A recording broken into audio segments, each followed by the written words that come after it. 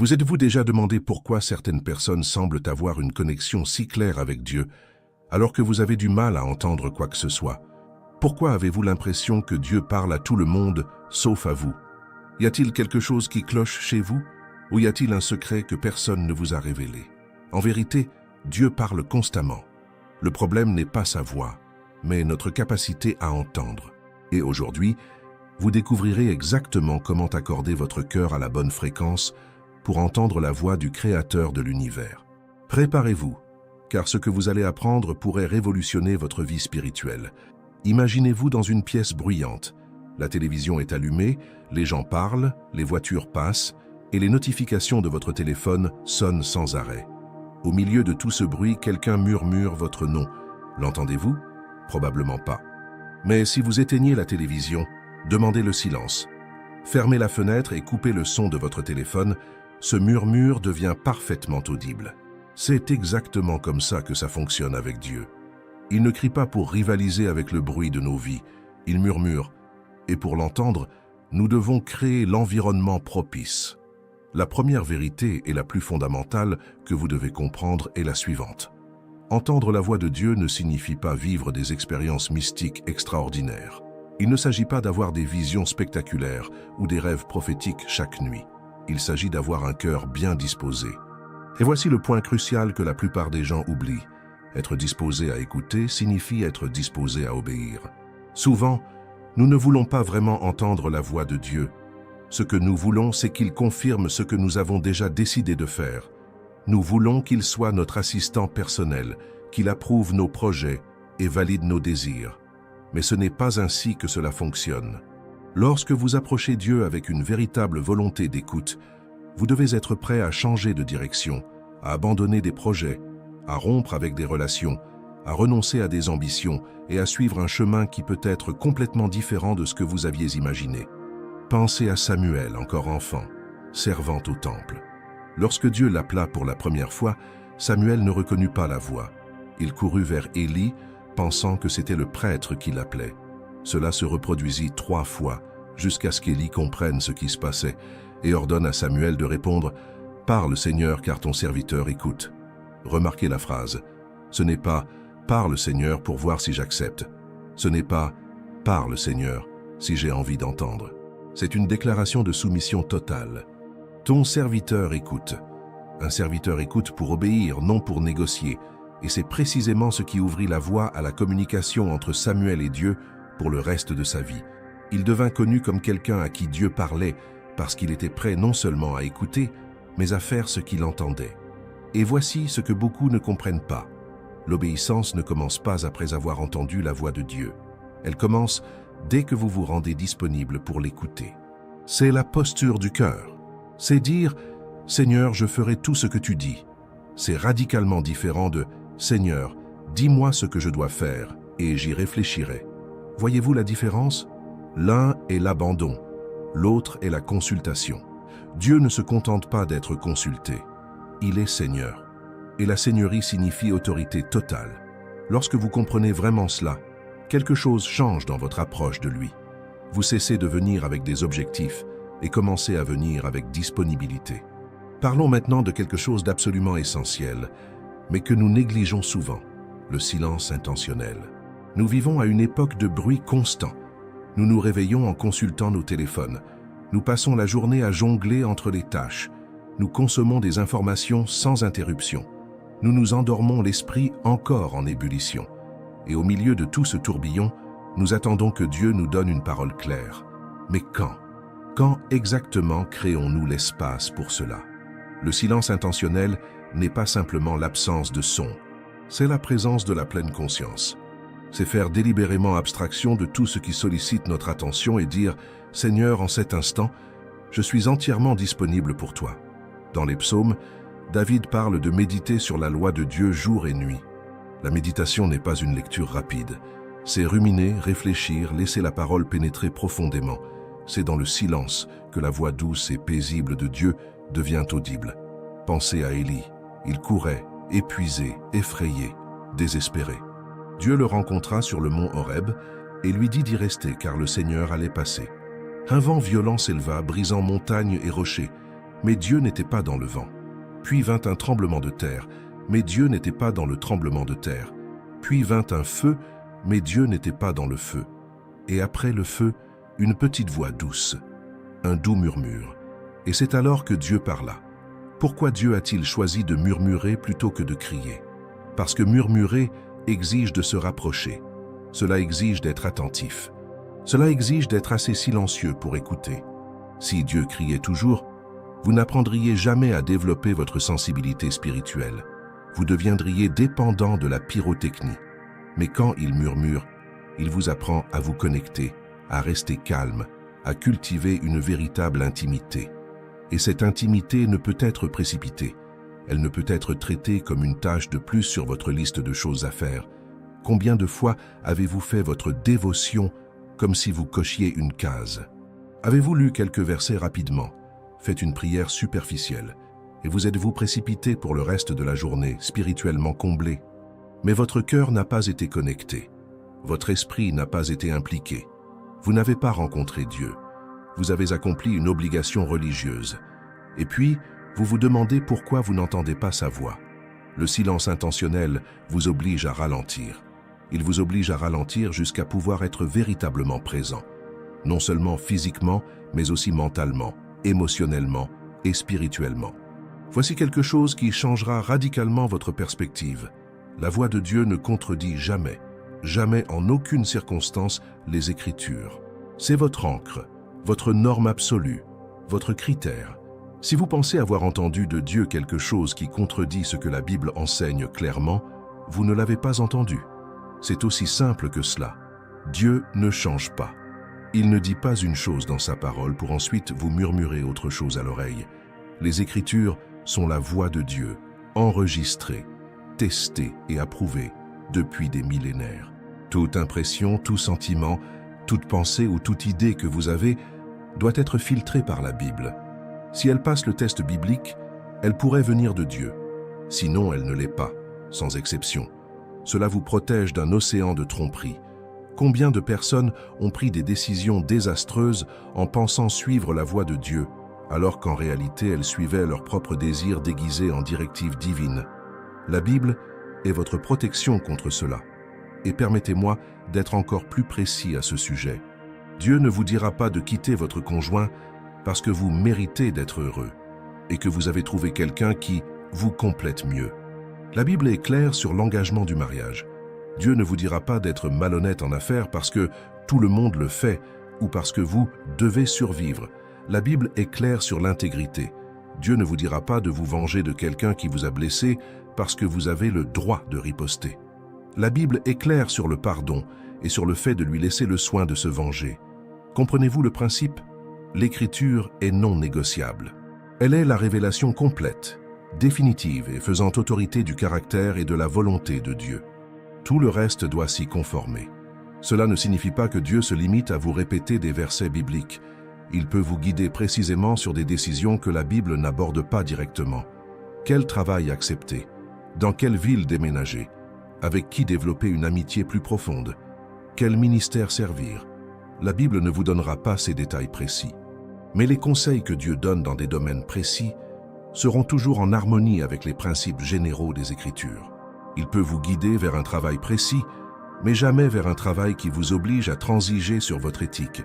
Il peut vous guider vers une ville précise, mais toujours en tenant compte de son impact sur votre famille et votre communauté religieuse. Il peut vous guider vers des amitiés précises, mais jamais vers des relations qui vous éloignent de lui. Voyez-vous comment cela fonctionne? Les Écritures fournissent les limites, les principes, les valeurs.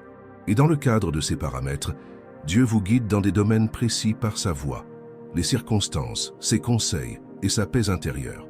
Et puisque nous parlons d'entendre la voix de Dieu, nous devons avoir une conversation honnête sur toutes les autres voix qui parlent en vous. Car il n'y a pas que Dieu qui parle. Il y a la voix de votre chair, vos désirs naturels, vos blessures émotionnelles.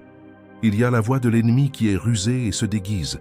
Il y a la voix de la culture qui vous entoure, vos peurs, vos insécurités.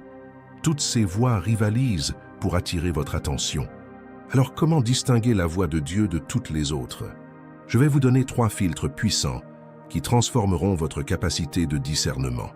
Premier filtre, la Bible. Nous en avons déjà parlé, mais il est bon de le rappeler. Si ce que vous entendez contredit la parole, coupez-le immédiatement. Quelle que soit la force de votre sentiment, quel que soit le nombre de confirmations que vous pensez avoir reçues, si cela contredit les Écritures, cela ne vient pas de Dieu. Point final. Deuxième filtre, la paix intérieure persistante. Notez le mot « persistante ». Il ne s'agit pas du soulagement momentané ressenti lorsque l'on prend une décision irréfléchie juste pour apaiser son anxiété. C'est une paix profonde qui perdure, qui grandit avec le temps, qui résiste à l'examen. Paul, dans Colossiens, parle de laisser la paix du Christ arbitrer dans nos cœurs. Arbitrer signifie décider, juger. La paix est le juge. Quand on est sur le bon chemin, on trouve une paix qui transcende la logique. Même lorsque les circonstances sont difficiles, on a une certitude intérieure. Quand on est sur le mauvais chemin, on ressent une inquiétude persistante, même lorsque tout semble logique en apparence. Et voici un point crucial concernant cette paix. Elle ne dépend pas de circonstances favorables. Paul et Silas chantaient la paix en prison, le dos ensanglanté par les coups. Comment est-il possible d'avoir la paix dans une telle situation? Car la paix de Dieu ne réside pas dans l'absence de problèmes, c'est sa présence au milieu d'eux. C'est la profonde confiance que vous êtes là où il veut que vous soyez, que vous faites ce qu'il veut que vous fassiez, et qu'il a le contrôle quelles que soient les circonstances. Cette paix est surnaturelle. Elle ne se fabrique pas. On la reconnaît quand on l'a et on la reconnaît quand on ne l'a pas. Troisième filtre, la cohérence avec votre objectif. Dieu ne vous appelle pas dans une direction le lundi et dans la direction opposée le jeudi. Il travaille avec cohérence, s'appuyant sur ce qu'il a déjà établi dans votre vie. Il vous a accordé des dons spécifiques. Il a permis des expériences spécifiques, notamment la douleur et les épreuves, qui vous ont façonné de manière unique. Il a placé des passions spécifiques dans votre cœur. Il vous a mis en contact avec des personnes spécifiques. Tout cela fait partie de la façon dont il vous a préparé au but qu'il a pour vous. Alors, lorsque vous sentez une direction, demandez-vous, est-ce en lien avec ce que Dieu a déjà fait en moi? Est-ce que cela utilise les dons qu'il m'a donnés? Est-ce en accord avec les passions qu'il a placées en moi? Si quelque chose vous semble complètement déconnecté de tout ce que Dieu a fait en vous jusqu'à présent, remettez-le en question. Cela ne vient peut-être pas de lui. Cela ne signifie pas que Dieu ne vous surprend jamais, ni ne vous entraîne dans des directions inattendues. Il le peut certainement.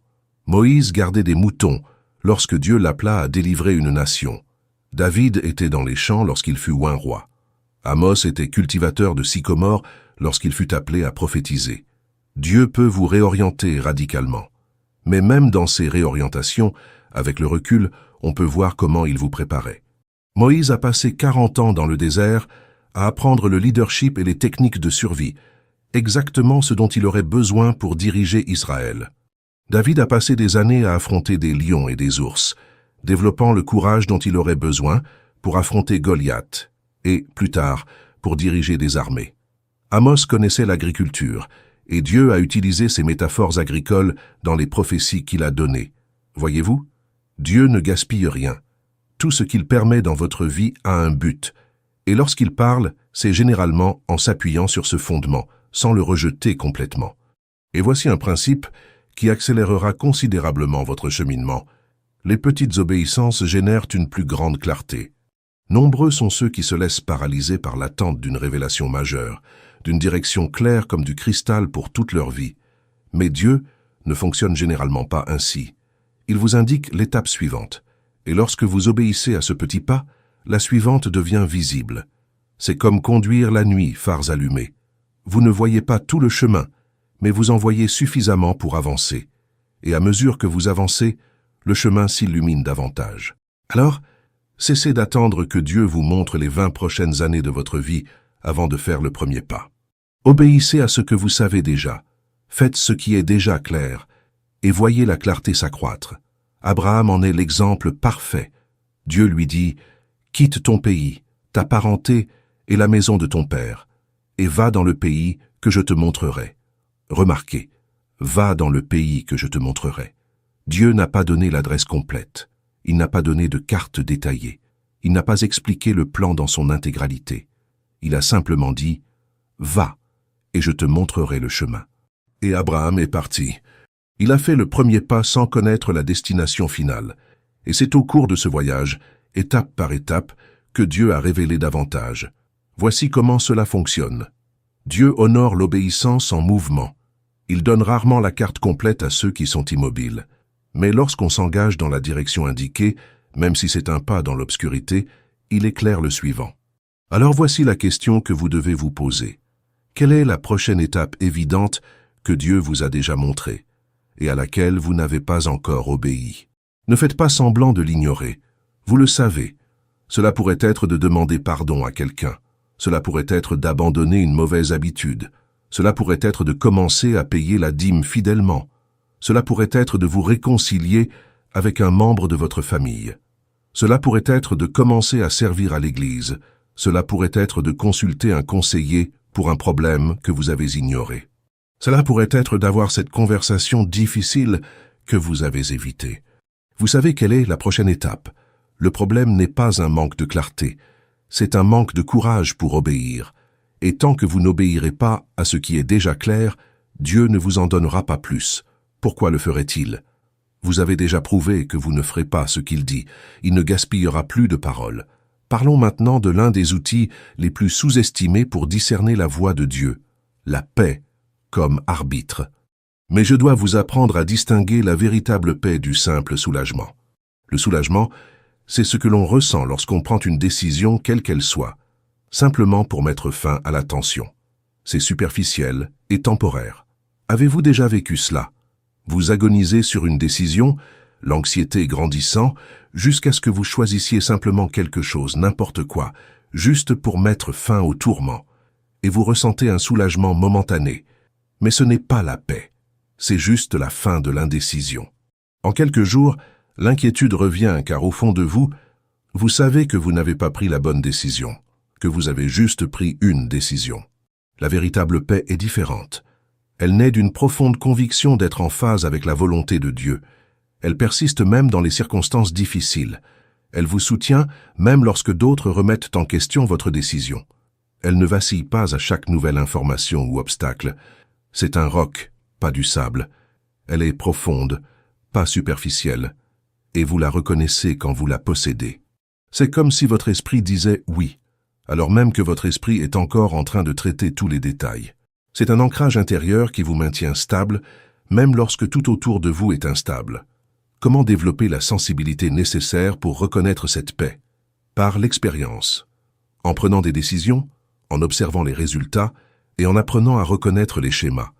Par une réflexion honnête, la fois où j'ai ressenti la paix et obéi, que s'est-il passé? La fois où j'ai ignoré l'inquiétude et continué malgré tout, que s'est-il passé? Avec le temps, on commence à reconnaître la signature de la paix de Dieu.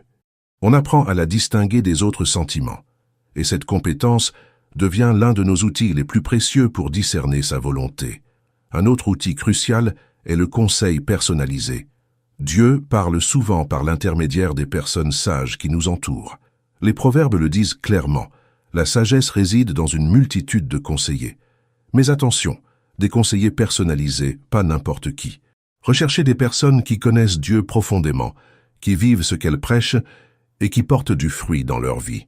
Des personnes qui marchent avec Dieu depuis des années et font preuve d'une sagesse constante. Des personnes qui vous aiment suffisamment pour dire la vérité, même quand cela fait mal. Pas des personnes qui vous disent simplement ce que vous voulez entendre. Et lorsque vous demandez conseil, ne cherchez pas quelqu'un qui sera simplement d'accord avec vous. Ne faites pas de recherche avant d'avoir trouvé quelqu'un qui valide vos décisions. C'est malhonnête et inutile. Allez-y avec un cœur ouvert pour entendre un point de vue différent.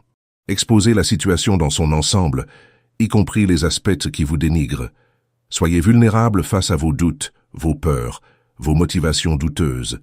Autorisez la personne à être honnête avec vous. Puis écoutez. Écoutez vraiment. Ne préparez pas votre défense pendant que la personne parle. Ne rejetez pas immédiatement ce qu'elle dit simplement parce que c'est gênant. Réfléchissez-y sérieusement. Priez à ce sujet. Dieu peut se servir de ces personnes pour vous montrer des angles morts que vous ne pouvez pas voir par vous-même. Et voici une chose puissante. Lorsque plusieurs conseillers indépendants et matures vous disent la même chose, soyez attentifs. C'est rarement une coïncidence. Dieu utilise peut-être ces voies convergentes pour confirmer une direction ou vous avertir d'un danger. Ne l'ignorez pas, même si c'est dur à entendre, surtout si c'est dur à entendre. L'orgueil nous pousse à rejeter les conseils que nous ne voulons pas suivre. L'humilité nous fait envisager que d'autres voient peut-être quelque chose que nous ne voyons pas. Qu'en est-il des portes ouvertes et fermées? Comment interpréter cela? Voici ce qu'il faut comprendre. Une porte ouverte n'est pas automatiquement un feu vert de Dieu, et une porte fermée n'est pas automatiquement un feu rouge. L'ennemi peut ouvrir des portes. Les circonstances naturelles peuvent ouvrir des portes. Vos propres manipulations peuvent ouvrir des portes. Ainsi, ce n'est pas parce qu'une chose est possible que c'est la volonté de Dieu. D'un autre côté, Dieu ferme parfois des portes pour vous protéger de chemins qui semblèrent bons, mais qui mèneraient à la destruction. Il ferme des portes parce qu'il a quelque chose de mieux. Il ferme des portes pour vous rediriger. Ainsi, une porte fermée peut être l'une des plus grandes bénédictions, même si cela n'en a pas l'air sur le moment. La question n'est pas seulement de savoir si la porte est ouverte ou fermée, mais où elle mène. C'est là que vous devez combiner l'analyse de la porte avec les autres critères. Cette porte ouverte vous rapproche-t-elle ou vous éloigne-t-elle du dessein de Dieu pour votre vie? Est-elle conforme aux Écritures? Calm. Y a-t-il une paix durable à la traversée? Les conseillers expérimentés le confirment-ils? En analysant une opportunité sous tous ses angles, vous gagnez en clarté. Vous cessez de suivre chaque porte ouverte et commencez à discerner celle que Dieu ouvre réellement pour vous. Paul a vécu cela. Il voulait aller en Asie prêcher l'Évangile. La porte était fermée. Il a essayé d'aller en Bithynie. La porte était fermée. Puis, il a eu la vision d'un Macédonien qui demandait de l'aide. La porte s'est ouverte. Il s'y est rendu. Et c'est en Macédoine que l'Évangile a pénétré puissamment l'Europe. Si Paul avait réussi à aller là où il voulait initialement, il aurait manqué ce que Dieu avait vraiment prévu. Les portes fermées l'ont protégé et l'ont redirigé vers le but suprême. Vous devez croire que Dieu fait de même avec vous. Cette porte qui s'est fermée et vous a dévasté, ce pourrait être Dieu qui vous a épargné un chemin qui semblait bon, mais qui menait au mauvais endroit. Cette porte qui s'est ouverte de manière inattendue, ce pourrait être Dieu qui vous a surpris avec quelque chose de meilleur que ce que vous imaginiez. Mais on ne le discerne qu'en analysant avec les bons filtres au lieu de réagir superficiellement aux opportunités. Si vous appréciez ce contenu et sentez que vous apprenez des choses qui peuvent véritablement transformer votre vie spirituelle, aidez-moi à toucher davantage de personnes qui ont besoin de l'entendre. Aimez cette vidéo et abonnez-vous à la chaîne pour ne rien manquer des prochains enseignements. C'est essentiel pour que ce contenu continue de vous atteindre, vous et d'autres personnes en quête d'une connexion plus profonde avec Dieu. Votre abonnement est précieux. Passons maintenant à quelque chose de très pratique, des habitudes spirituelles qui vous permettent d'être à l'écoute de la voix de Dieu.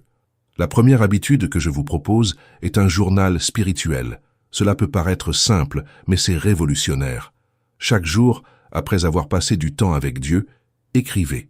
Notez ce que vous lisez dans la Bible, ce qui vous a touché, les impressions que vous avez ressenties, les questions qui se sont posées, les réponses qui vous sont venues. Avec le temps, vous commencerez à reconnaître des schémas. Vous verrez comment Dieu vous a parlé de quelque chose il y a des semaines et le confirme maintenant. Vous remarquerez des thèmes récurrents qui vous guideront. Vous aurez une trace tangible de la fidélité de Dieu. Et voici le pouvoir de cela. Lorsque vous traversez des périodes de doute ou de silence, vous pouvez revenir en arrière et relire comment Dieu vous a parlé par le passé. Cela renforce votre foi et vous maintient ancré. Laissez-moi vous donner un exemple concret. Imaginez que vous priez pour un changement d'emploi. Dans votre journal, vous écrivez « Aujourd'hui, en lisant les Proverbes, le verset qui recommande de faire confiance au Seigneur de tout mon cœur et de ne pas me fier à ma propre intelligence m'a sauté aux yeux. J'ai senti que Dieu me disait de ne pas prendre de décisions basées uniquement sur la logique financière, mais de rechercher sa direction. » La semaine suivante, vous écrivez « J'ai parlé à John aujourd'hui et ignorant ma situation, il m'a raconté comment Dieu l'avait poussé à refuser une offre qui semblait plus avantageuse financièrement, mais qui aurait compromis ses valeurs. Je ressens cela comme une confirmation. 2 semaines plus tard, j'étais profondément inquiet face à la nouvelle offre, même si elle était attrayante sur le papier. La paix n'est pas là. Et puis, La porte s'est fermée de manière inattendue pour ce poste. Au début, j'étais frustré, mais en relisant mes notes, je réalise que Dieu me prévient depuis des semaines. J'ai confiance qu'il me protège ou qu'il prépare quelque chose de mieux. Voyez-vous comment tenir un journal vous permet de relier les points au fil du temps? Cela vous permet de voir la main de Dieu à l'œuvre de manière que vous ne remarquez pas au quotidien. Cela vous donne la preuve concrète qu'il parle, guide et est fidèle. Et cela devient un trésor spirituel que vous emporterez avec vous pour le reste de votre vie. Pas besoin d'être compliqué. Cela peut être simple, un carnet et un stylo, quelques paragraphes par jour, mais avec constance. C'est cette constance qui apporte de la valeur. La sainteté pratique est une autre habitude fondamentale. Et quand je dis sainteté, je ne parle pas d'un légalisme répressif ni d'une liste de règles religieuses. Je parle de pureté de cœur et de vie. La réalité est que le péché non confessé crée une certaine instabilité entre vous et Dieu. David en a fait l'expérience. En cachant son péché à Bethsabée, il a perdu la joie du salut, la présence manifeste de Dieu. Dans le psaume 32, il décrit comment son corps a dépéri tandis qu'il gardait le silence sur son péché. Ce n'est que lorsqu'il a confessé, et s'est sincèrement repenti, que la communication a été rétablie, que la joie est revenue, qu'il a senti le pardon effacer sa culpabilité. Les péchés habituels, surtout ceux que vous rationalisez ou minimisez, émoussent votre sensibilité spirituelle. C'est comme avoir de la cire dans les oreilles. La voix de Dieu devient étouffée. Vous cessez d'entendre clairement. Et voici le côté insidieux. Le péché non seulement vous empêche d'entendre, mais il déforme aussi ce que vous entendez. Vous commencez à déformer les Écritures pour justifier vos choix. Vous commencez à interpréter les circonstances à votre avantage. Vous commencez à ignorer les sages conseils, car ils menacent votre mode de vie. Le péché non confessé ne vous laisse pas neutre. Il vous éloigne activement de Dieu et de la vérité. Soyez donc radical avec le péché. Confessez-vous vite. Ne laissez rien grandir dans l'obscurité. Gardez vos comptes courts avec Dieu. Il ne s'agit pas de gagner son amour qui est inconditionnel, mais de maintenir la pureté des canaux de communication. Lorsque vous réalisez que vous avez péché, n'attendez pas, n'accumulez pas, ne minimisez pas. Allez vers Dieu immédiatement. Confessez-vous précisément, acceptez le pardon qu'il offre par Jésus et faites les changements pratiques nécessaires pour éviter de le répéter. Et si nécessaire, confessez-vous à une personne de confiance.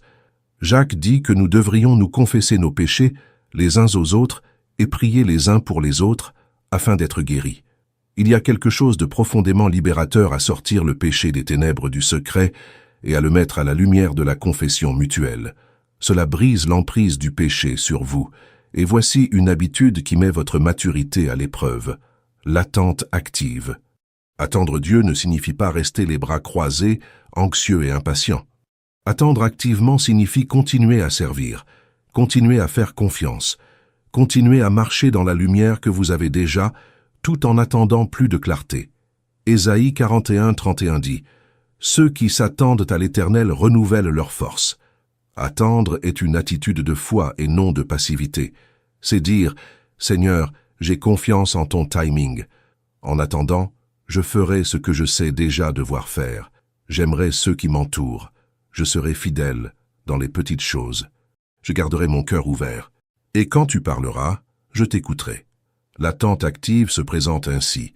Vous priez pour une décision importante et vous manquez encore de clarté. Alors, pendant cette attente, vous continuez d'exceller dans votre travail actuel. Vous continuez de servir fidèlement dans l'Église. Vous continuez d'investir dans les relations que Dieu vous a déjà données. Vous continuez d'étudier la parole. Vous continuez de grandir en vous. Vous ne mettez pas votre vie en suspens en attendant une réponse. Vous vivez pleinement le présent, confiant que lorsque Dieu sera prêt à vous révéler la prochaine étape, il le fera. Et souvent, c'est précisément dans la fidélité au présent que la clarté pour l'avenir émerge. Dieu honore ceux qui sont fidèles avec peu en leur donnant davantage. Il honore ceux qui sont fidèles en secret en leur confiant des responsabilités publiques. Il honore ceux qui attendent activement avec une direction claire au bon moment. Joseph est un exemple frappant d'attente active. Jeune homme, il avait eu des rêves de Dieu, lui annonçant qu'il dirigerait et exercerait l'autorité. Mais il passa ensuite des années comme esclave, des années en prison pour un crime qu'il n'avait pas commis, des années d'attente. Mais il n'attendait pas passivement. Il excellait comme esclave chez Potiphar, à tel point que Potiphar lui confiait tout. Il excellait en prison, à tel point que le geôlier lui confiait tous les prisonniers. Joseph attendait que les rêves de Dieu se réalisent, mais pendant son attente, il était formé, façonné et préparé. Et lorsque le moment arriva enfin, lorsque Pharaon eut besoin de quelqu'un pour interpréter les rêves et gouverner l'Égypte pendant la famine, Joseph était prêt. Non seulement par ses compétences, mais aussi par son caractère. L'attente active avait transformé le jeune homme arrogant en un homme humble, sage et digne de confiance. Son parcours l'avait préparé à son destin, et il n'était prêt que parce qu'il était resté fidèle pendant l'attente. Alors, lorsque vous traversez une période d'attente, ne la gaspillez pas en anxiété et en plainte. Profitez-en. Laissez Dieu accomplir en vous le travail profond, qui doit être accompli avant que vous ne soyez prêt pour la suite. Demandez-vous, que veut Dieu m'enseigner en cette période? Quel caractère veut-il développer? Quelle patience, quelle foi, quelle humilité? Et coopérez avec ce processus. Choisissez de grandir au lieu de murmurer. Choisissez de faire confiance au lieu de vous poser des questions amères. Choisissez de servir au lieu de stagner. C'est cela l'attente active. Et elle transforme des périodes qui pourraient autrement être gaspillées en moments parmi les plus formateurs de votre cheminement. Créons maintenant une routine quotidienne pratique. C'est un plan que vous pouvez commencer à mettre en œuvre dès demain. Commencez par fixer un moment précis de la journée. Ne le laissez pas flotter en espérant que cela se fasse naturellement, car ce ne sera pas le cas. Votre vie est déjà bien trop remplie. Si vous ne le planifiez pas intentionnellement, d'autres choses prendront le dessus. Choisissez un moment, de préférence le matin, lorsque vous avez l'esprit frais et que vous n'avez pas été submergé par les exigences de la journée, et protégez ce moment comme vous le feriez pour une réunion importante avec votre patron. En fait, protégez-le encore plus, car c'est précisément de cela qu'il s'agit.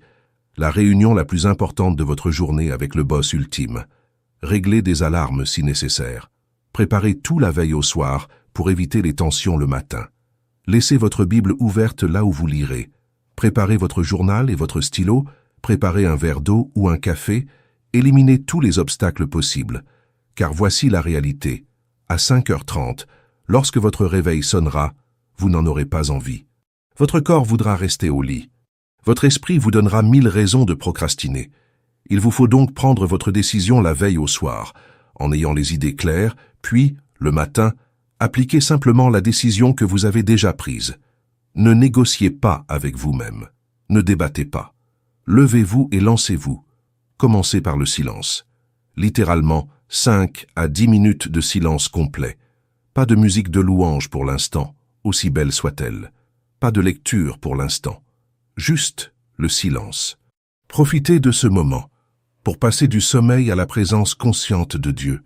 Votre corps s'éveille, mais votre âme a besoin de s'éveiller aussi. Fermez les yeux. Respirez profondément. Calmez les pensées qui se précipitent déjà sur la liste des choses à faire de la journée. Reconnaissez la présence de Dieu. Dites, à voix haute ou dans le silence de votre cœur, « Seigneur, je suis là. Je choisis d'être pleinement présent avec toi maintenant. Je remets cette journée entre tes mains. J'ouvre mon cœur pour entendre ce que tu veux me dire. » Ce silence initial est crucial, car il établit la posture de votre cœur. Vous ne venez pas simplement pour remplir une obligation. Vous ne vous contentez pas de cocher une case sur votre liste de disciplines spirituelles. Vous venez véritablement pour rencontrer Dieu. Et ce silence le communique. Il vous indique que vous accordez plus d'importance à sa présence qu'à tout ce que vous pourriez faire en ce moment. Et quelque chose se produit dans ce silence. Les distractions commencent à disparaître. L'anxiété de la journée se dissipe. Votre esprit s'harmonise avec l'Esprit de Dieu. Vous devenez capable d'écouter véritablement. Après le silence, lisez la parole. Pas trop, mais lentement. La quantité n'est pas le but. La qualité l'est. Un chapitre, ou même quelques versets, s'ils sont denses. Lisez-le comme une lettre personnelle qui vous est adressée, car c'est exactement ce dont il s'agit. Dieu a inspiré ces paroles et les a préservées à travers les millénaires pour qu'elles vous parviennent aujourd'hui. Il y a du respect là-dedans. Il y a de la puissance là-dedans. Alors, ne vous précipitez pas. Lisez une phrase et arrêtez-vous. Laissez-la pénétrer. Relisez-la si nécessaire. Demandez-vous, que dit Dieu ici? Qu'est-ce que cela révèle de lui? Qu'est-ce que cela révèle de moi? Comment cela s'applique-t-il à ma vie aujourd'hui? Que veut-il que je sache, que je sois ou que je fasse en me basant sur cette vérité? Et voici une chose puissante. Lorsqu'un verset ou une phrase vous interpelle, arrêtez-vous immédiatement. Ne poursuivez pas votre lecture, juste pour compléter votre quota de chapitres. Si Dieu met en lumière quelque chose pour vous, soyez attentifs, méditez, mémorisez, écrivez-le sur une carte et emportez-la avec vous tout au long de la journée. Laissez cette vérité agir profondément en vous. Un verset véritablement assimilé et appliqué vaut mieux que 10 chapitres parcourus. La transformation ne vient pas de la quantité de Bible parcourue, mais de la profondeur avec laquelle la parole pénètre votre cœur et façonne votre vie. Vient ensuite l'écoute. Après la lecture, gardez le silence. Ne vous précipitez pas sur le sujet suivant de votre routine matinale. Demandez à Dieu, « Que veux-tu me dire aujourd'hui? Que veux-tu que je sache sur la situation à laquelle je suis confronté? Comment veux-tu que je réagisse face à cette personne difficile? Quelle décision veux-tu que je prenne? » Et attendez. Soyez attentifs aux pensées qui vous viennent, aux impressions qui surgissent, aux versets qui vous viennent à l'esprit, aux images ou aux souvenirs qui surgissent. Soyez attentifs à ce que vous ressentez. Ressentez-vous de la paix ou de l'inquiétude? Avez-vous le sentiment de ce que vous devriez ou ne devriez pas faire? Notez tout ce qui vous vient à l'esprit. Ne filtrez pas sur le moment. Ne rejetez pas quelque chose parce qu'il vous semble insignifiant ou insignifiant. Écrivez-le simplement. Vous le traiterez et le discernerez plus tard. Parfois, Dieu parle par de grandes révélations. Le plus souvent, il parle par de subtils murmures, de douces impressions, des pensées que vous pourriez facilement ignorer si vous n'y prêtiez pas attention. Alors, écrivez-le. J'ai eu envie d'appeler ma mère aujourd'hui. Écrivez-le. Le verset sur le pardon 70 fois 7 m'est venu à l'esprit et j'ai pensé à Pierre. Écrivez-le. J'avais un pressentiment tenace à l'idée d'entreprendre ce projet. Écrivez-le, ne jugez pas. Enregistrez-le simplement. Et puis, tout au long de la journée, reprenez ce que vous avez écrit. Si vous avez envie d'appeler votre mère, appelez-la, obéissez. Si vous avez pensé à pardonner à Pedro, prenez des mesures concrètes pour le faire. Si ce projet vous met mal à l'aise, ne vous engagez pas encore, attendez. Priez davantage. Demandez conseil. L'obéissance dans les petites choses vous ouvre l'oreille aux grandes choses. Dieu éprouve votre fidélité dans les plus petites choses avant de vous en confier davantage. Alors, soyez méticuleux en obéissant même aux impressions qui semblent insignifiantes. Et enfin, l'obéissance, pas seulement dans les petites choses, mais en tout. Si quelque chose est clair, quelque chose de précis que vous devez faire, faites-le. Même si c'est quelque chose d'important et d'angoissant, même si cela exige des sacrifices, même si les autres ne comprennent pas. L'obéissance est le langage de l'amour envers Dieu.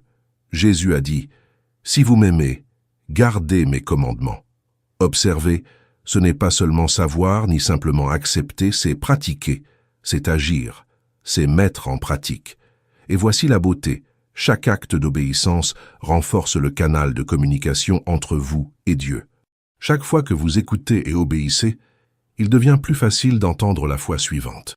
Vous développez la confiance que ce que vous entendez est vraiment Dieu. Vous développez le courage d'obéir à des choses encore plus grandes.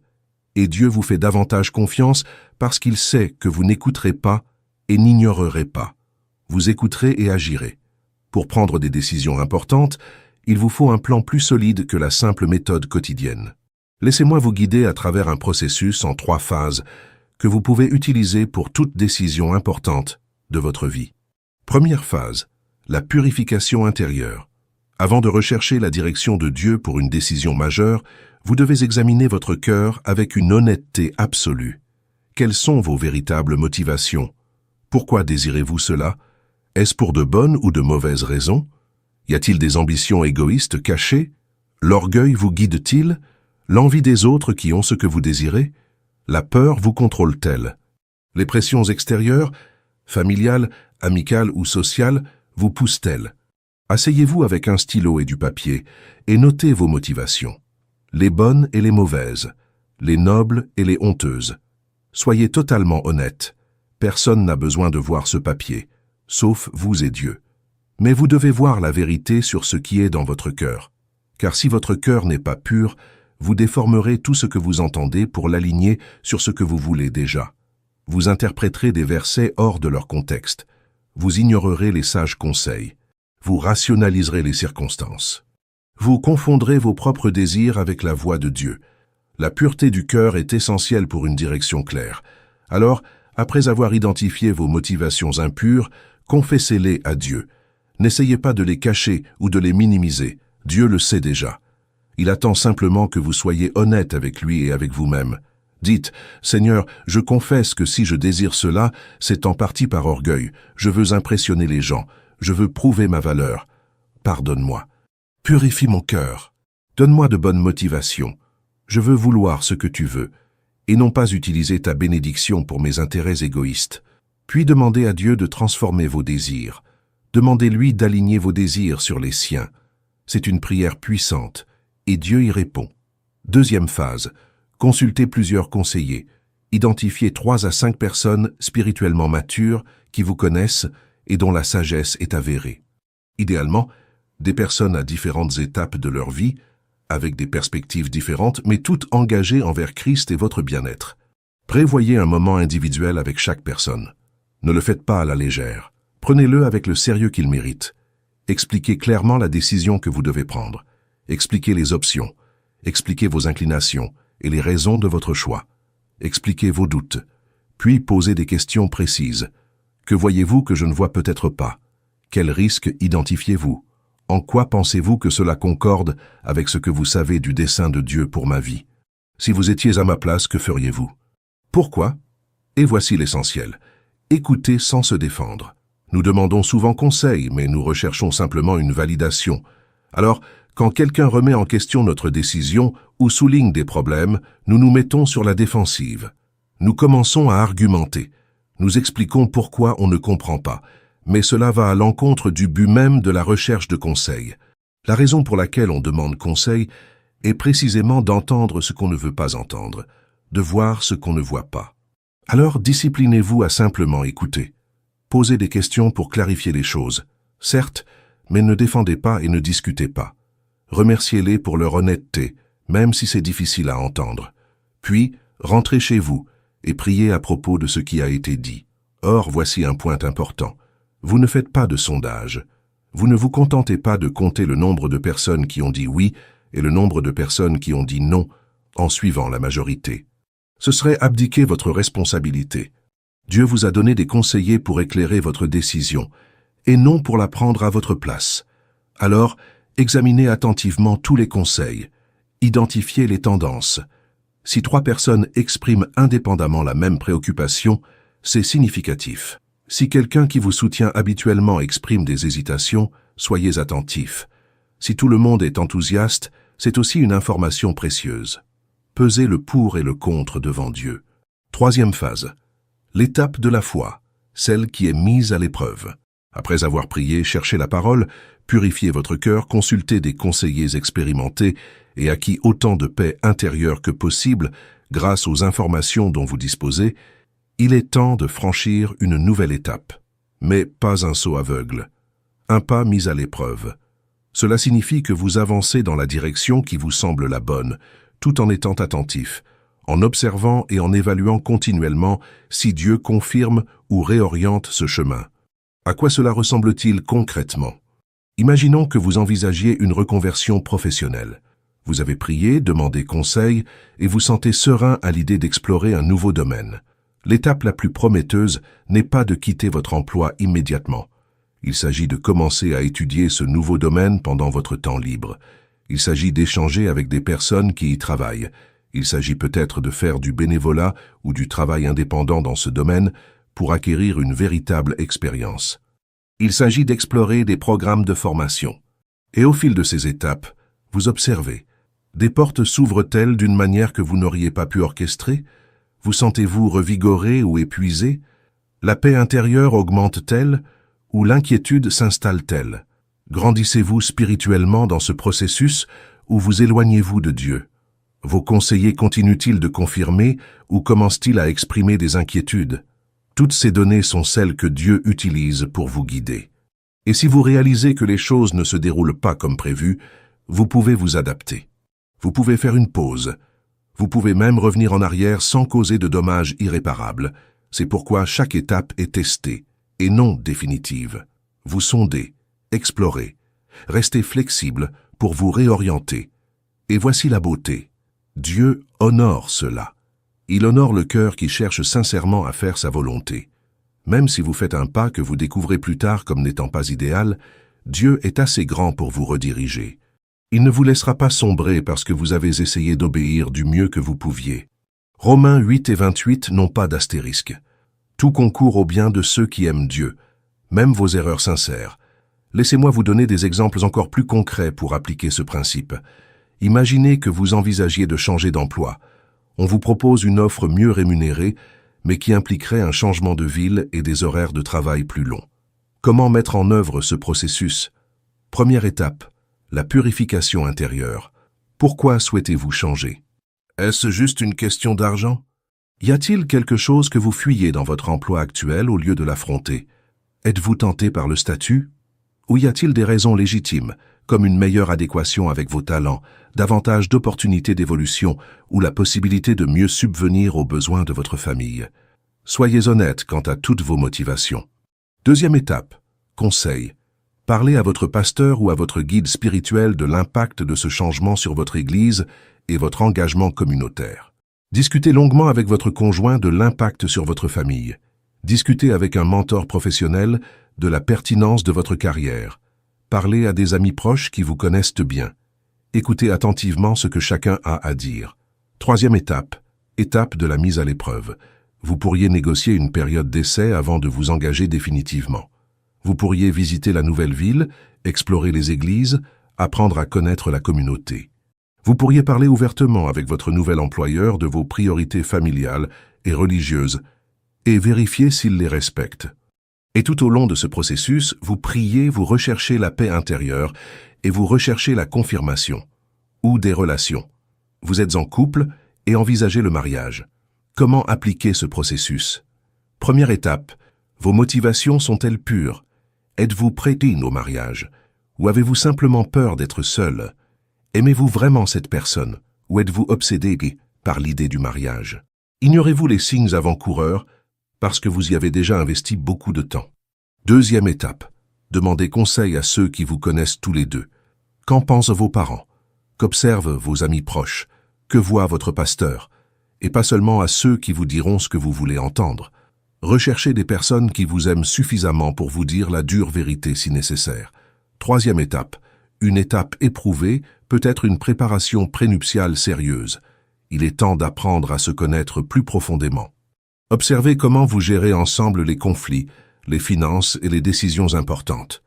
Et si des problèmes graves surviennent au cours de ce processus, ayez le courage de faire une pause, voire d'y mettre fin au lieu de persister dans l'inertie, ou un objectif de vie et de ministère.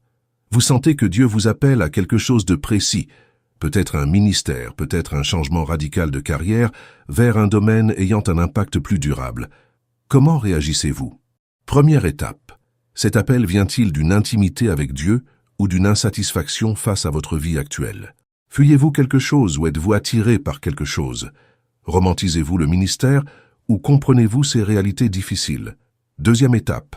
Vos proches reconnaissent-ils cette vocation en vous? Avez-vous les dons nécessaires ou au moins le potentiel pour les développer? Des conseillers avisés le confirment-ils ou expriment-ils des hésitations? Troisième étape.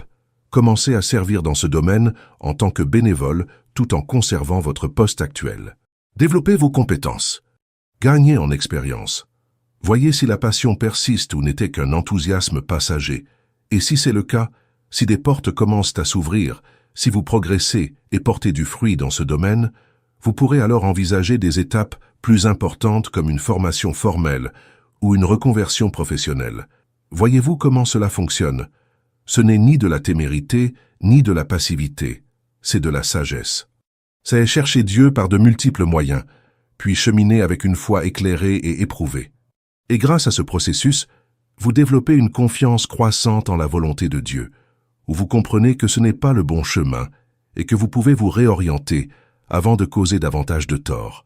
Mais maintenant, il nous faut parler de quelque chose auquel chacun, absolument quiconque cherche à entendre la voix de Dieu, est confronté un jour ou l'autre, son silence. Il y a des moments, parfois de longues périodes, où l'on a l'impression que Dieu ne parle tout simplement pas. On prie avec la même ferveur que d'habitude, on lit la parole fidèlement, mais rien. Silence. Le ciel paraît d'airain. Nos prières semblent rebondir sans réponse, et cela peut être absolument désespéré. On commence à tout remettre en question. Ai-je fait quelque chose de mal? Dieu est-il en colère contre moi? M'a-t-il abandonné? Ma foi est-elle trop faible? Pourquoi parle-t-il aux autres et pas à moi? L'anxiété grandit, le doute s'installe, et on peut se sentir complètement perdu. Alors respirez profondément, car je vais vous montrer quelque chose d'essentiel. Le silence de Dieu a des objectifs profonds et n'est pas un abandon. Il n'est jamais un abandon. Dieu a promis dans Hébreux 13:5 « Je ne te délaisserai jamais, je ne t'abandonnerai jamais ». Ce « jamais » est absolu. Il n'y a aucune exception, il n'y a aucune condition. Donc, si vous gardez le silence, ce n'est pas parce que Dieu est parti. C'est parce qu'il agit d'une manière différente, une manière qui exige un silence temporaire. Laissez-moi vous expliquer les différents types de silence de Dieu et le but de chacun. Il y a un silence pédagogique. Dieu est silencieux parce qu'il vous apprend à marcher par la foi, non par la vue. 2 Corinthiens 5 et 7 disent « Mais que nous marchons par la foi, non par la vue ». Mais comment développer cette foi? Non pas quand Dieu confirme chaque pas par des signes et des prodiges, mais quand il faut faire confiance sans voir, obéir sans ressentir, continuer sans confirmation constante. C'est comme des parents qui apprennent à marcher à leur enfant. Au début, ils le tiennent fermement, puis d'une main, puis avec leurs doigts, jusqu'à ce qu'ils finissent par le lâcher complètement, restant près de lui pour le rattraper s'il tombe, mais le laissant marcher seul. L'enfant peut avoir peur lorsque ses parents le lâchent. Ils peuvent se sentir abandonnés. Mais en réalité, ses parents ont confiance qu'il est prêt à faire des pas indépendants. Dieu fait de même. Il vous a déjà donné suffisamment de directives pour la prochaine étape. Maintenant, il veut voir si vous ferez confiance et obéirez à ce que vous savez déjà, sans avoir besoin de confirmation constante. C'est ainsi que se développe la véritable maturité spirituelle. Il y a un silence protecteur. Parfois, Dieu ne répond pas parce que vous n'êtes pas prêt à l'entendre. S'il vous montrait tout ce qui vous attend, vous seriez bouleversé. Peut-être même abandonneriez-vous. Alors, il vous donne juste assez de lumière pour la prochaine étape, vous protégeant du fardeau de connaître tout le chemin. Jésus a dit à ses disciples dans Jean 16 et 12, « J'ai encore beaucoup de choses à vous dire, mais vous ne pouvez pas les porter maintenant. Il y a des choses que Dieu sait que vous ne pouvez pas encore assimiler. Alors il attend. Il vous prépare, il vous fortifie. Et au moment voulu, lorsque vous serez prêt, il vous en révélera davantage. Ce n'est pas de la cruauté, c'est une profonde miséricorde. C'est un Père aimant qui connaît vos capacités mieux que vous et vous protège des informations qui pourraient vous submerger. Souvenez-vous de votre scolarité. Votre professeur ne vous a pas enseigné de matière de niveau universitaire en CP, non pas qu'il ne voulait pas que vous appreniez, mais parce que vous n'étiez pas prêt, sur le plan du développement. Il vous fallait maîtriser l'addition avant de pouvoir faire du calcul. Dieu agit de la même manière. Il a des choses à vous apprendre, des destinations à vous emmener, des objectifs à atteindre. Mais il y a une progression, un développement.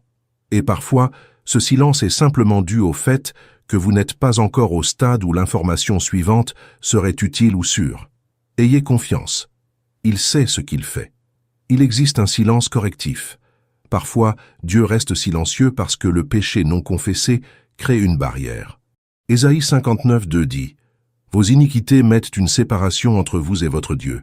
Vos péchés vous cachent sa face, et il ne vous écoute pas. » Le péché non confessé et non repenti bloque la communication.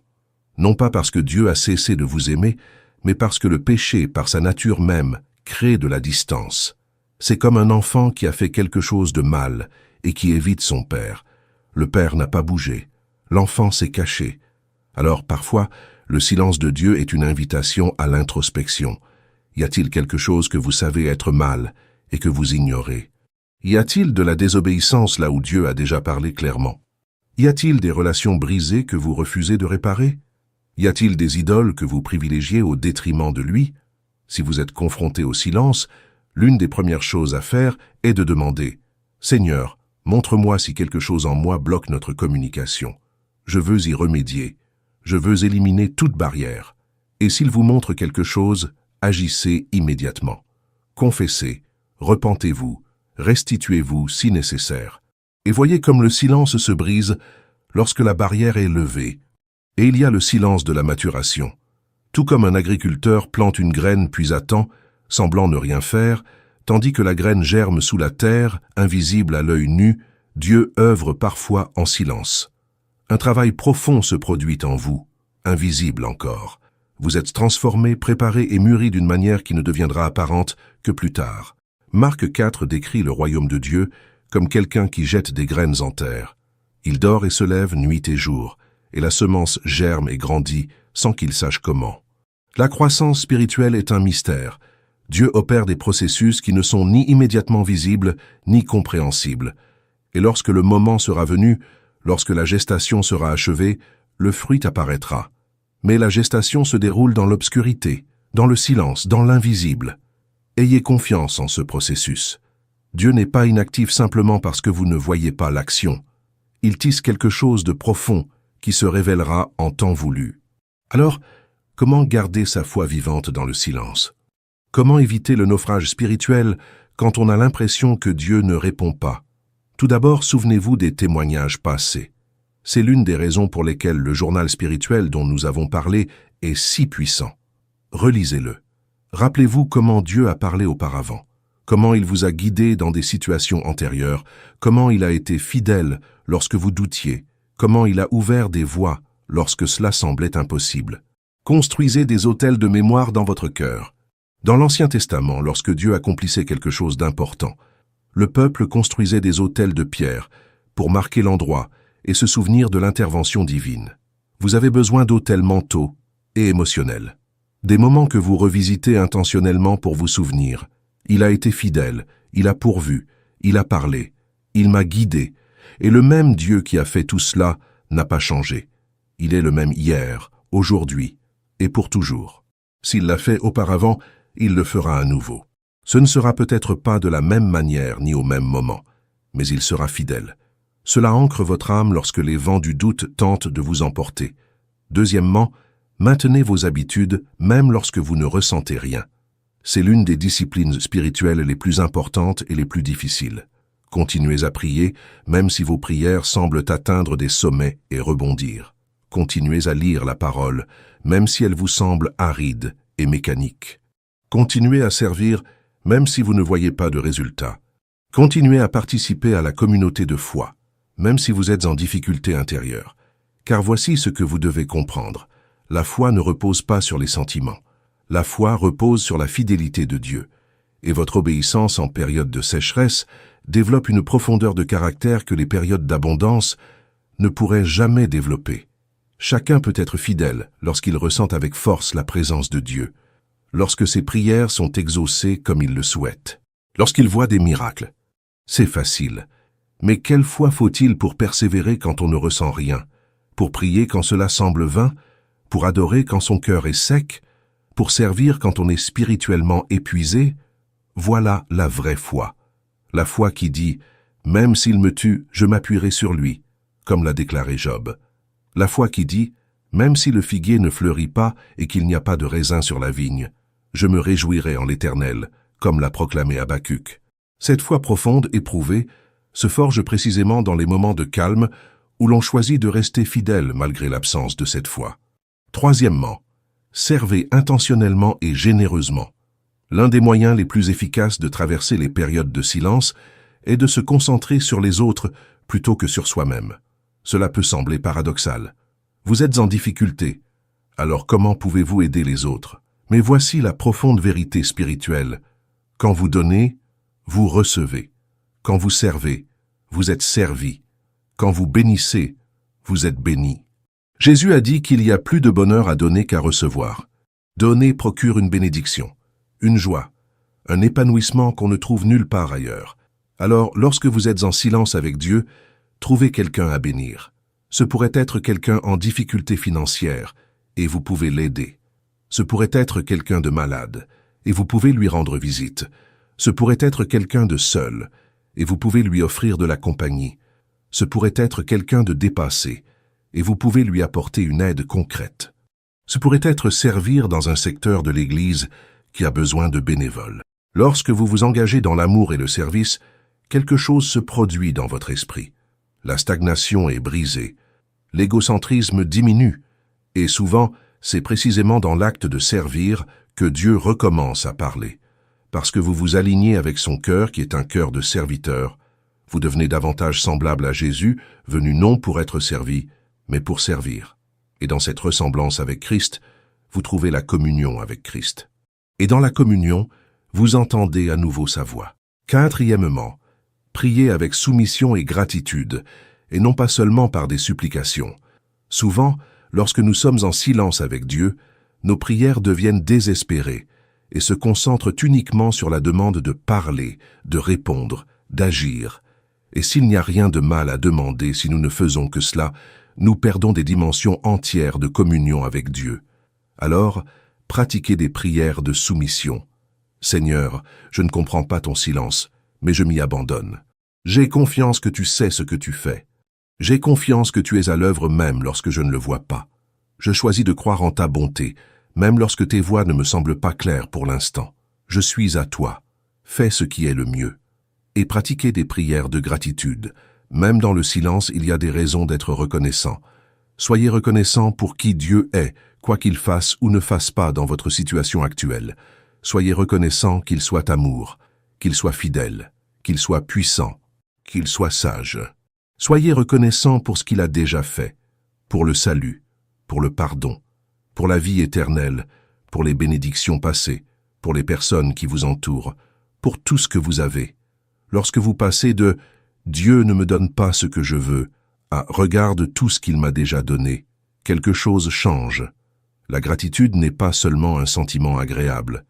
C'est une arme spirituelle qui combat le découragement, l'amertume et le désespoir. C'est un choix que vous faites qui redéfinit votre perspective et garde votre cœur ouvert et doux au lieu d'être fermé et endurci par les épreuves. Maintenant, quelques pratiques spécifiques pendant le silence.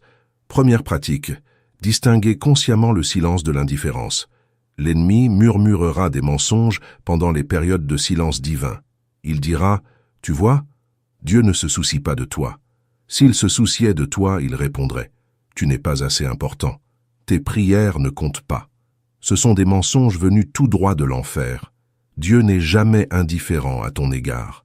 Le simple fait qu'il ait envoyé son Fils unique mourir à ta place est la preuve ultime et irréfutable de son profond amour et de son sacrifice. Romains 8,32 dit « Lui qui n'a pas épargné son propre Fils, mais l'a livré pour nous tous, comment ne nous donnera-t-il pas aussi toutes choses avec lui?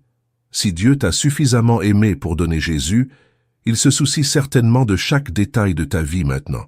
Le silence n'est pas une preuve d'indifférence.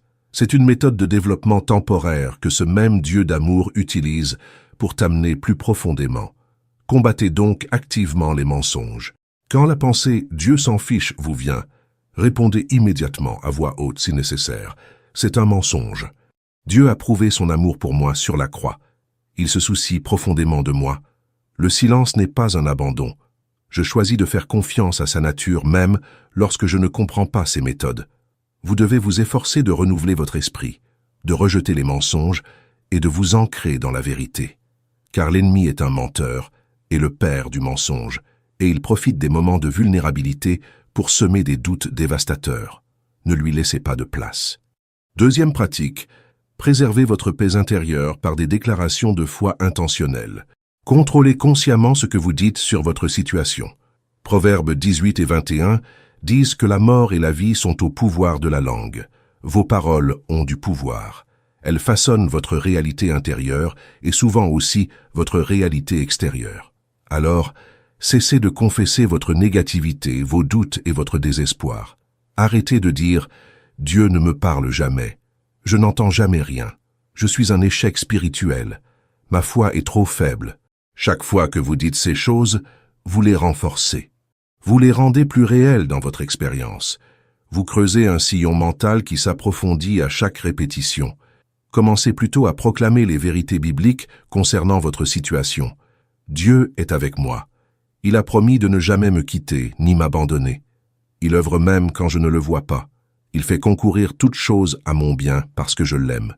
Mon espoir repose sur lui, et il ne déçoit pas. Il est fidèle, même quand je suis infidèle. Il achèvera la bonne œuvre qu'il a commencée en moi. Ce ne sont pas des vœux pieux, ce sont des vérités bibliques que vous choisissez de croire et de proclamer, même lorsque vos émotions vous disent le contraire. Et cela a une puissance immense. Vous alignez vos paroles sur la parole de Dieu. Vous êtes d'accord avec sa vérité au lieu d'accepter vos circonstances temporaires ou vos émotions fluctuantes. Troisième pratique, recherchez activement la gratitude dans les petites choses. Dans les moments de silence, il est extrêmement facile de se concentrer sur ce qui manque. Dieu ne parle pas. Mes prières restent sans réponse. La situation ne change pas. Cette grâce ne vient pas.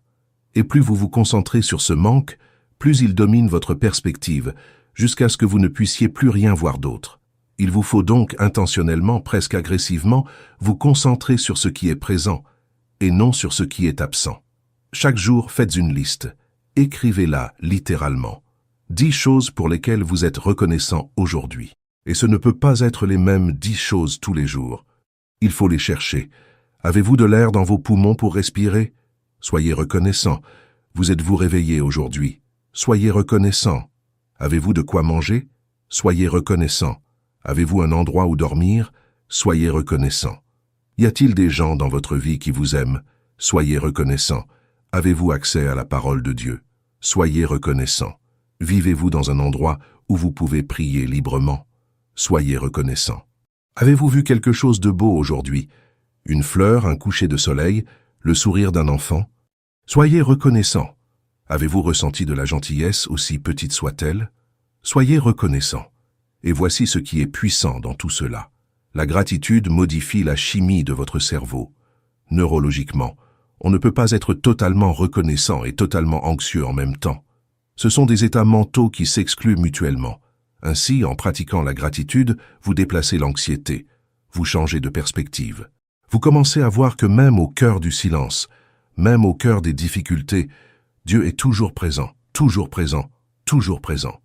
Et cette prise de conscience adoucit votre cœur. Elle vous maintient ouvert au lieu de fermé. Et un cœur ouvert et tendre entend Dieu bien mieux qu'un cœur fermé et endurci par l'amertume. Quatrième pratique, valorisez et recherchez activement le témoignage des autres. Parfois, lorsque Dieu est en silence avec vous directement, il parle à travers votre entourage. Il utilise le témoignage d'autrui pour vous encourager. Il utilise la parole prophétique de quelqu'un qui ne connaît même pas votre situation, mais qui dit exactement ce que vous aviez besoin d'entendre.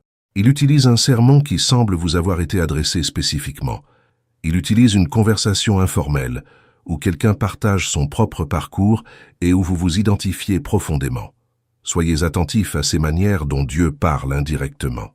Et efforcez-vous de rechercher la communauté pendant les moments de silence. Ne vous isolez pas.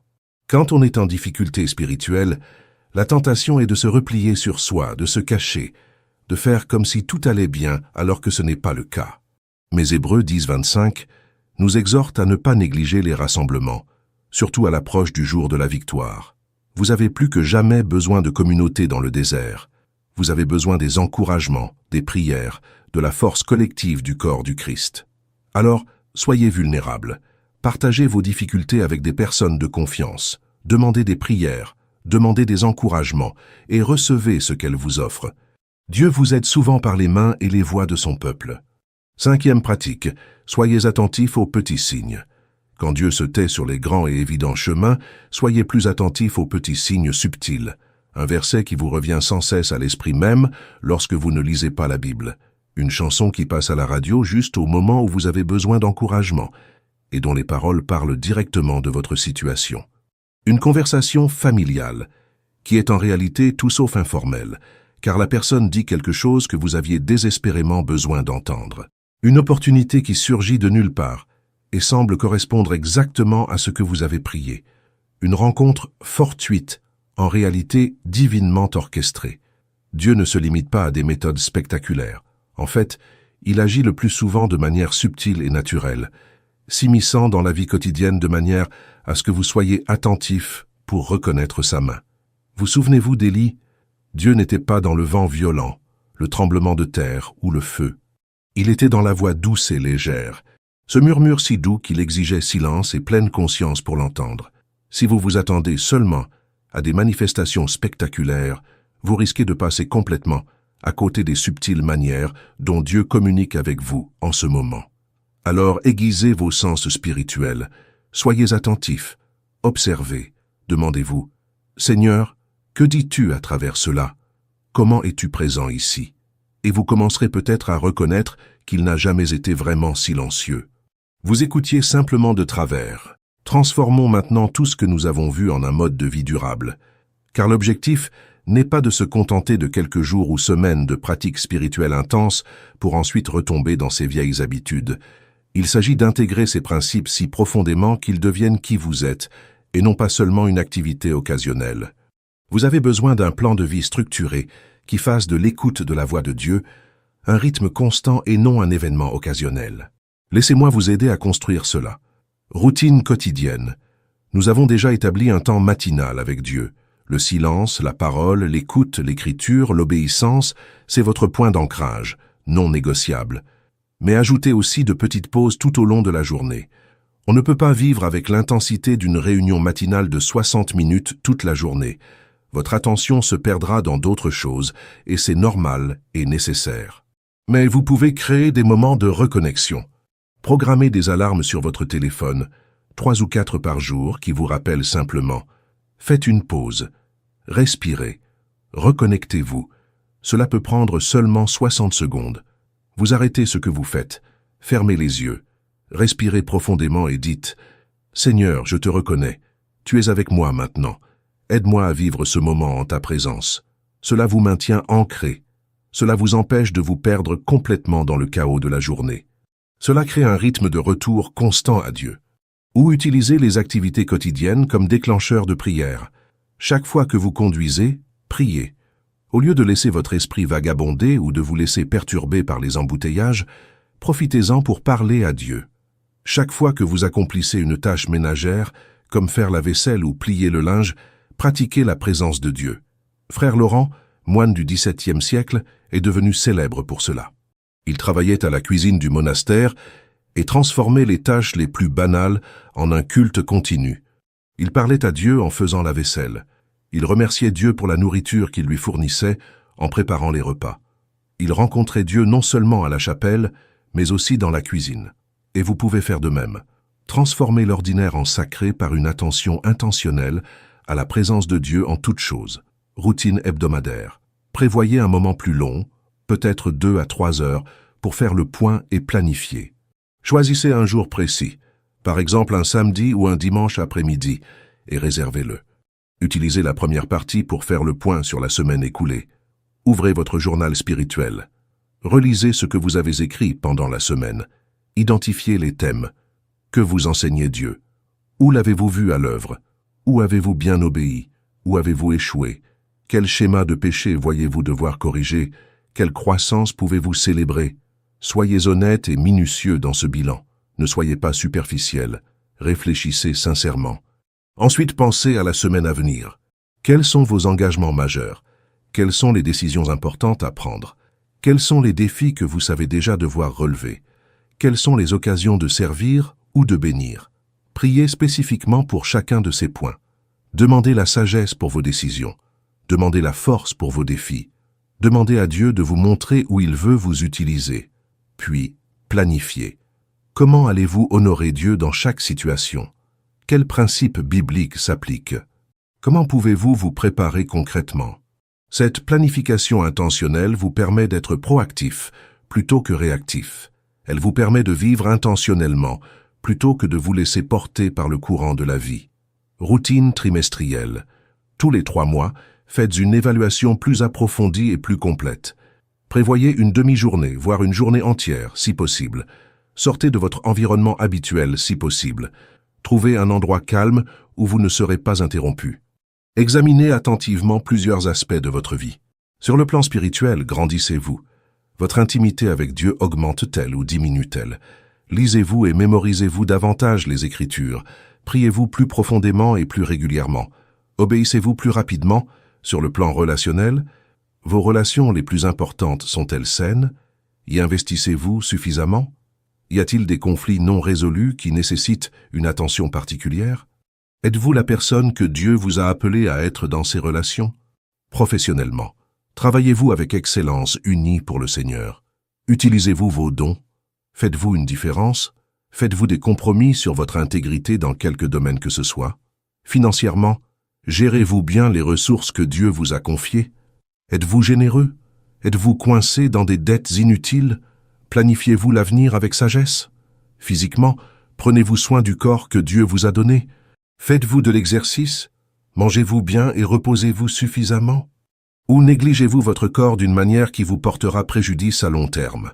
Pour chaque domaine, identifiez ce qui fonctionne bien et que je souhaite maintenir ou développer, ce qui stagne ou pose problème et qui doit être amélioré, puis fixez-vous des objectifs précis et mesurables pour le prochain trimestre. Pas de vagues résolutions comme être plus spirituel, mais des objectifs concrets comme mémoriser un verset par semaine, avoir une conversation profonde et intentionnelle avec mon conjoint 3 fois par semaine, ou servir dans un domaine concret de ma communauté 1 fois par mois. Des objectifs que vous pouvez suivre, qui vous responsabilisent et qui vous poussent intentionnellement vers la croissance. Routine annuelle.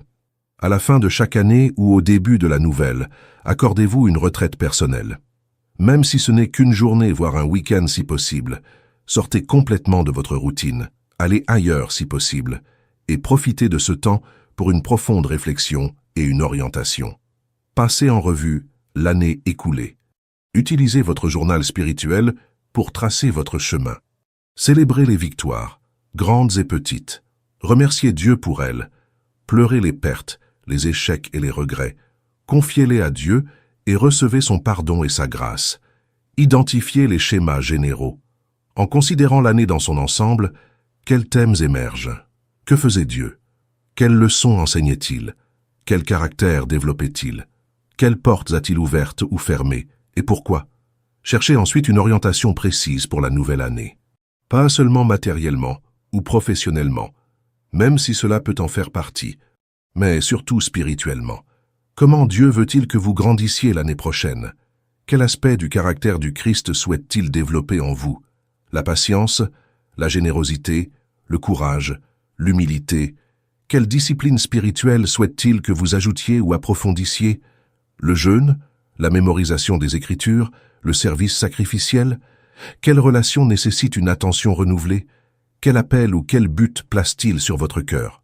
Priez, jeûnez si nécessaire, cherchez et écoutez. Notez ce que vous sentez que Dieu dit. Faites-en une sorte d'alliance personnelle entre vous et Dieu pour l'année, puis relisez-la régulièrement tout au long de l'année pour rester sur la bonne voie. Appliquez tout cela de manière concrète aux domaines clés de votre vie. Famille. Si vous êtes marié, comment pouvez-vous entendre la voix de Dieu pour mieux aimer et diriger votre famille? Priez quotidiennement pour votre conjoint, en particulier. Demandez à Dieu de vous montrer des moyens concrets de la servir aujourd'hui. Comment pouvez-vous vous abandonner à vous-même et faire passer ses besoins avant les vôtres? Comment pouvez-vous créer un environnement de grâce et d'amour au foyer qui reflète le cœur de Dieu? Si vous avez des enfants, priez pour chacun d'eux individuellement. Demandez une sagesse spécifique à chaque personnalité, à chaque étape de développement, à chaque défi auquel ils sont confrontés. Comment Dieu veut-il que vous les disciplinez, les encouragiez et les guidiez aujourd'hui? Et ne vous contentez pas de prier, agissez selon ce qu'il vous montre. Ayez des conversations constructives, créez des traditions familiales qui cultivent la foi, montrez ce que signifie suivre Jésus dans tous les domaines de la vie. Votre travail, qu'il soit profane ou pastoral, est un champ de mission. C'est là que vous passez la majeure partie de votre temps. Alors comment entendre la voix de Dieu et l'honorer? Il ne s'agit pas seulement d'une éthique élémentaire comme ne pas voler ni mentir, il s'agit d'une excellence qui glorifie Dieu.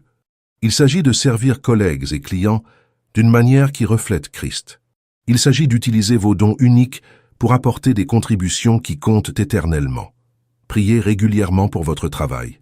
Demandez à Dieu de vous montrer des occasions d'être une lumière, d'encourager quelqu'un qui est découragé, de gérer un conflit avec sagesse, d'accomplir votre travail avec une qualité qui reflète la qualité que vous servez.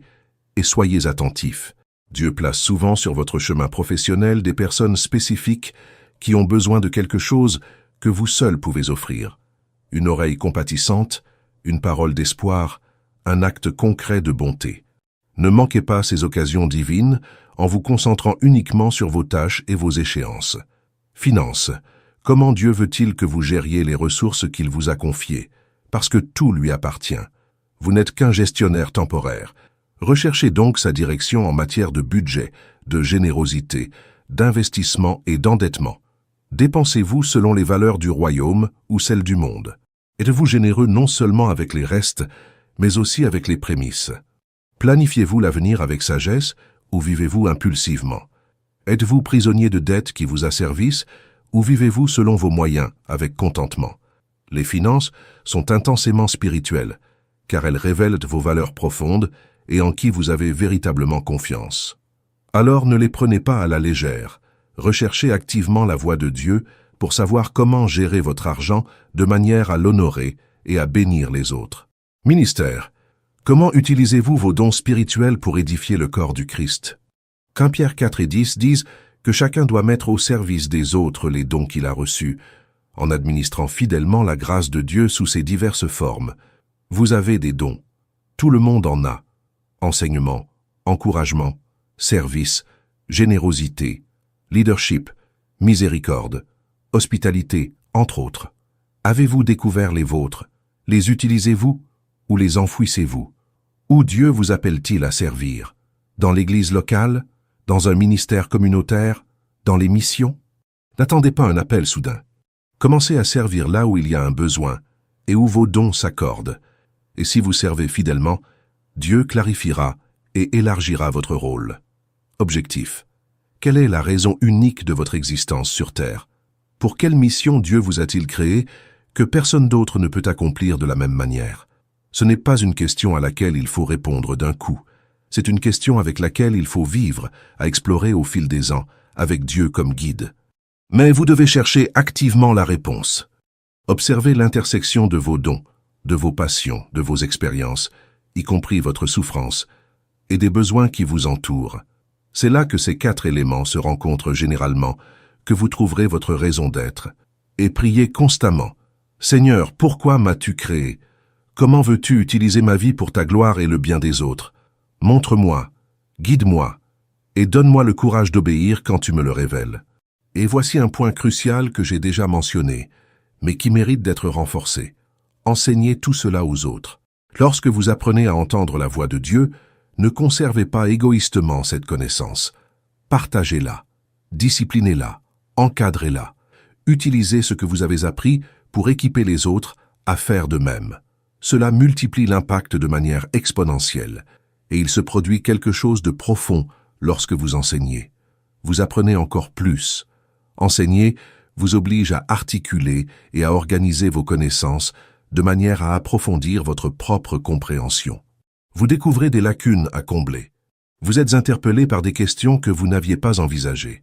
Ainsi, vous grandissez en aidant les autres à grandir. Commencez simplement. Invitez quelques personnes à vous rencontrer régulièrement, que ce soit une fois par semaine ou toutes les 2 semaines. Passez en revue les principes que vous apprenez. Partagez vos expériences, vos réussites et vos échecs. Soyez ouverts. Enseignez non seulement la théorie, mais aussi la pratique. Puis, demandez-leur des comptes. Donnez-leur des tâches précises. La semaine prochaine, pratiquez le silence 5 minutes par jour et notez ce qui se passe. La semaine suivante, identifiez une petite obéissance que Dieu vous appelle à accomplir et faites-la. La semaine suivante, demandez conseil à une personne mature sur une décision à prendre. Et lors de votre rencontre, discutez de son déroulement. Qu'est-ce qui a fonctionné? Qu'est-ce qui a été difficile? Qu'a dit ou fait Dieu? Cette responsabilité mutuelle et ce cheminement partagé favorisent une croissance accélérée pour tous. Mais soyons honnêtes, ce cheminement est semé d'embûches qui peuvent vous faire dérailler si vous n'y êtes pas préparé. Abordons donc les obstacles les plus courants et les solutions pour les surmonter de manière pratique et durable.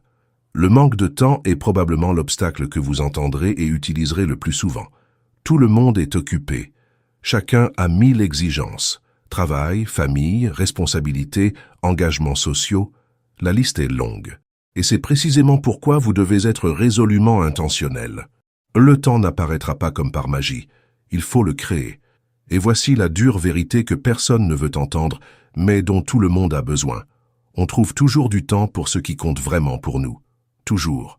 Si regarder 3 heures de série par soir, naviguer sur les réseaux sociaux pendant des heures, ou s'adonner à d'autres activités récréatives, occupe une grande partie de votre journée, mais que vous n'avez pas de temps pour Dieu, le problème n'est pas le manque de temps. C'est une priorité. Vous avez privilégié le divertissement à l'éternité, les loisirs à votre relation avec votre Créateur, et vous devez décider si cela vous convient vraiment. Alors, que faire? Faites un bilan honnête de la façon dont vous utilisez votre temps pendant une semaine. Notez tout. Vous serez surpris de voir combien de temps vous perdez sur des choses sans importance. Ensuite, éliminez ou réduisez-le impitoyablement. Avez-vous vraiment besoin de regarder cette série? Avez-vous vraiment besoin de parcourir Instagram pendant 40 minutes avant de vous coucher? Avez-vous vraiment besoin de dire oui à tous ces engagements sociaux? Ou pouvez-vous créer des limites, dire non, prioriser différemment, et utiliser ce temps gagné pour Dieu? Réveillez-vous 30 minutes plus tôt. Profitez d'une partie de votre pause déjeuner. Éteignez la télévision 30 minutes plus tôt le soir. Le temps existe. La question est de savoir ce que vous en faites, et vous devrez faire des choix difficiles. Mais voici la vérité. Rien, absolument rien, n'est plus important que votre relation avec Dieu. Rien n'aura plus d'importance dans 100 ans. Alors, faites du temps avec lui votre priorité absolue et organisez tout le reste en fonction de cela, et non l'inverse. Les distractions constituent un autre obstacle majeur, surtout à l'ère moderne. Nous vivons à l'époque la plus distraite de l'histoire de l'humanité. Notifications constantes, informations infinies, divertissements à la demande. Tout est conçu par des professionnels pour capter et retenir votre attention. Votre cerveau est constamment bombardé. Il vous faut donc être radical, presque extrême, pour créer un environnement propice à la concentration. Quand vient votre moment avec Dieu, éteignez complètement votre téléphone, pas en mode avion, pas en mode silencieux. Éteignez-le et rangez-le dans une autre pièce. Ce n'est pas la fin du monde si vous êtes injoignable pendant 60 minutes. Et en cas d'urgence, on trouvera toujours un moyen de vous joindre. Mais 99% du temps, rien de ce qui arrive sur votre téléphone n'est vraiment urgent. Ce n'est que du bruit. Rendez-vous dans un endroit où vous ne serez pas dérangé. Faites savoir à vos proches que ce moment est sacré et que vous ne devez être dérangé que si c'est vraiment urgent. Créez un signal physique si nécessaire, comme fermer la porte de votre chambre qui indique « Je ne suis pas disponible maintenant ». Et créez un environnement physique propice à la rencontre avec Dieu. Cela pourrait être un coin précis de votre maison que vous désignerez comme lieu de prière. Aménagez-le intentionnellement. Un fauteuil confortable, un bon éclairage naturel si possible, votre Bible, votre journal et votre stylo toujours à portée de main, peut-être une bougie que vous allumerez comme rituel initial. Rien de compliqué ou de coûteux n'est nécessaire, mais intentionnel. Lorsque vous entrez dans cet espace et allumez cette bougie, votre esprit sait « il est temps de rencontrer Dieu ». Cela crée un déclencheur psychologique qui facilite la transition vers la concentration spirituelle. Le découragement est un puissant obstacle émotionnel. Vous essayez, mais cela ne semble pas fonctionner comme prévu et vous avez envie d'abandonner. Vous lisez des récits de rencontres bouleversantes avec Dieu et vous n'avez rien de comparable. Vous priez, mais rien ne semble se produire. Vous cherchez une direction et restez perplexe. Et le découragement murmure « ça ne marche pas pour vous ». Peut-être n'êtes-vous pas assez spirituel. Peut-être que Dieu ne parle tout simplement pas aux gens comme vous. Elle est donc essentielle de comprendre une chose fondamentale. La croissance spirituelle n'est pas linéaire. Ce n'est pas une ligne droite ascendante. Elle est faite de hauts et de bas. Il y a des jours incroyables où vous ressentez la présence de Dieu avec force, votre prière coule à flot, les Écritures jaillissent de la page et tout prend sens. Et puis, il y a des jours sans vie où vous vous asseyez pour prier et votre esprit vagabonde, vous lisez la Bible et vous avez l'impression que ce sont des mots morts sur une page et vous ne ressentez absolument rien. Les deux sont normaux. Les deux font partie du cheminement. Et voici ce que vous devez profondément intérioriser. Les jours de sécheresse où vous ne ressentez rien, mais choisissez de rester fidèle malgré tout. Ces jours forgent davantage votre caractère que les jours d'extase spirituelle. N'importe qui peut être fidèle en ressentant intensément la présence de Dieu. C'est facile. Mais choisir de prier quand cela semble futile, choisir de lire la parole quand cela semble aride, choisir d'obéir quand vous ne ressentez aucune motivation, c'est cela, la vraie foi. C'est ce qui vous transforme. Alors, ne mesurez pas vos progrès uniquement par vos émotions. Les émotions sont le baromètre le moins fiable de la réalité spirituelle. Mesurez-les plutôt par l'obéissance. Obéissez-vous plus vite qu'avant? Êtes-vous plus patient, plus généreux, plus aimant qu'il y a 6 mois? Le fruit de l'esprit grandit-il dans votre vie? Ce sont les véritables indicateurs de la croissance, et non l'intensité de vos émotions pendant vos moments de dévotion. Et quand le découragement survient, et il surviendra, combattez-le en vous souvenant intentionnellement. Revenez à votre journal spirituel. Relisez les passages des mois précédents. Voyez comment Dieu a parlé, comment il a guidé, comment il a été fidèle. Vous avez déjà traversé des périodes de sécheresse, et vous en êtes sortis. Vous vous en sortirez aussi. Revenez au verset d'encouragement que vous avez mémorisé ou marqué, Ésaïe 41, 13. « Car moi, l'Éternel, ton Dieu, je te tiendrai la main droite. Je te dirai, n'aie pas peur, je t'aiderai. » Car Josué 1.9, ne t'ai-je pas donné cet ordre? Sois fort et prends courage. Ne crains rien et ne sois pas effrayé, car l'Éternel, ton Dieu, est avec toi dans tout ce que tu entreprendras.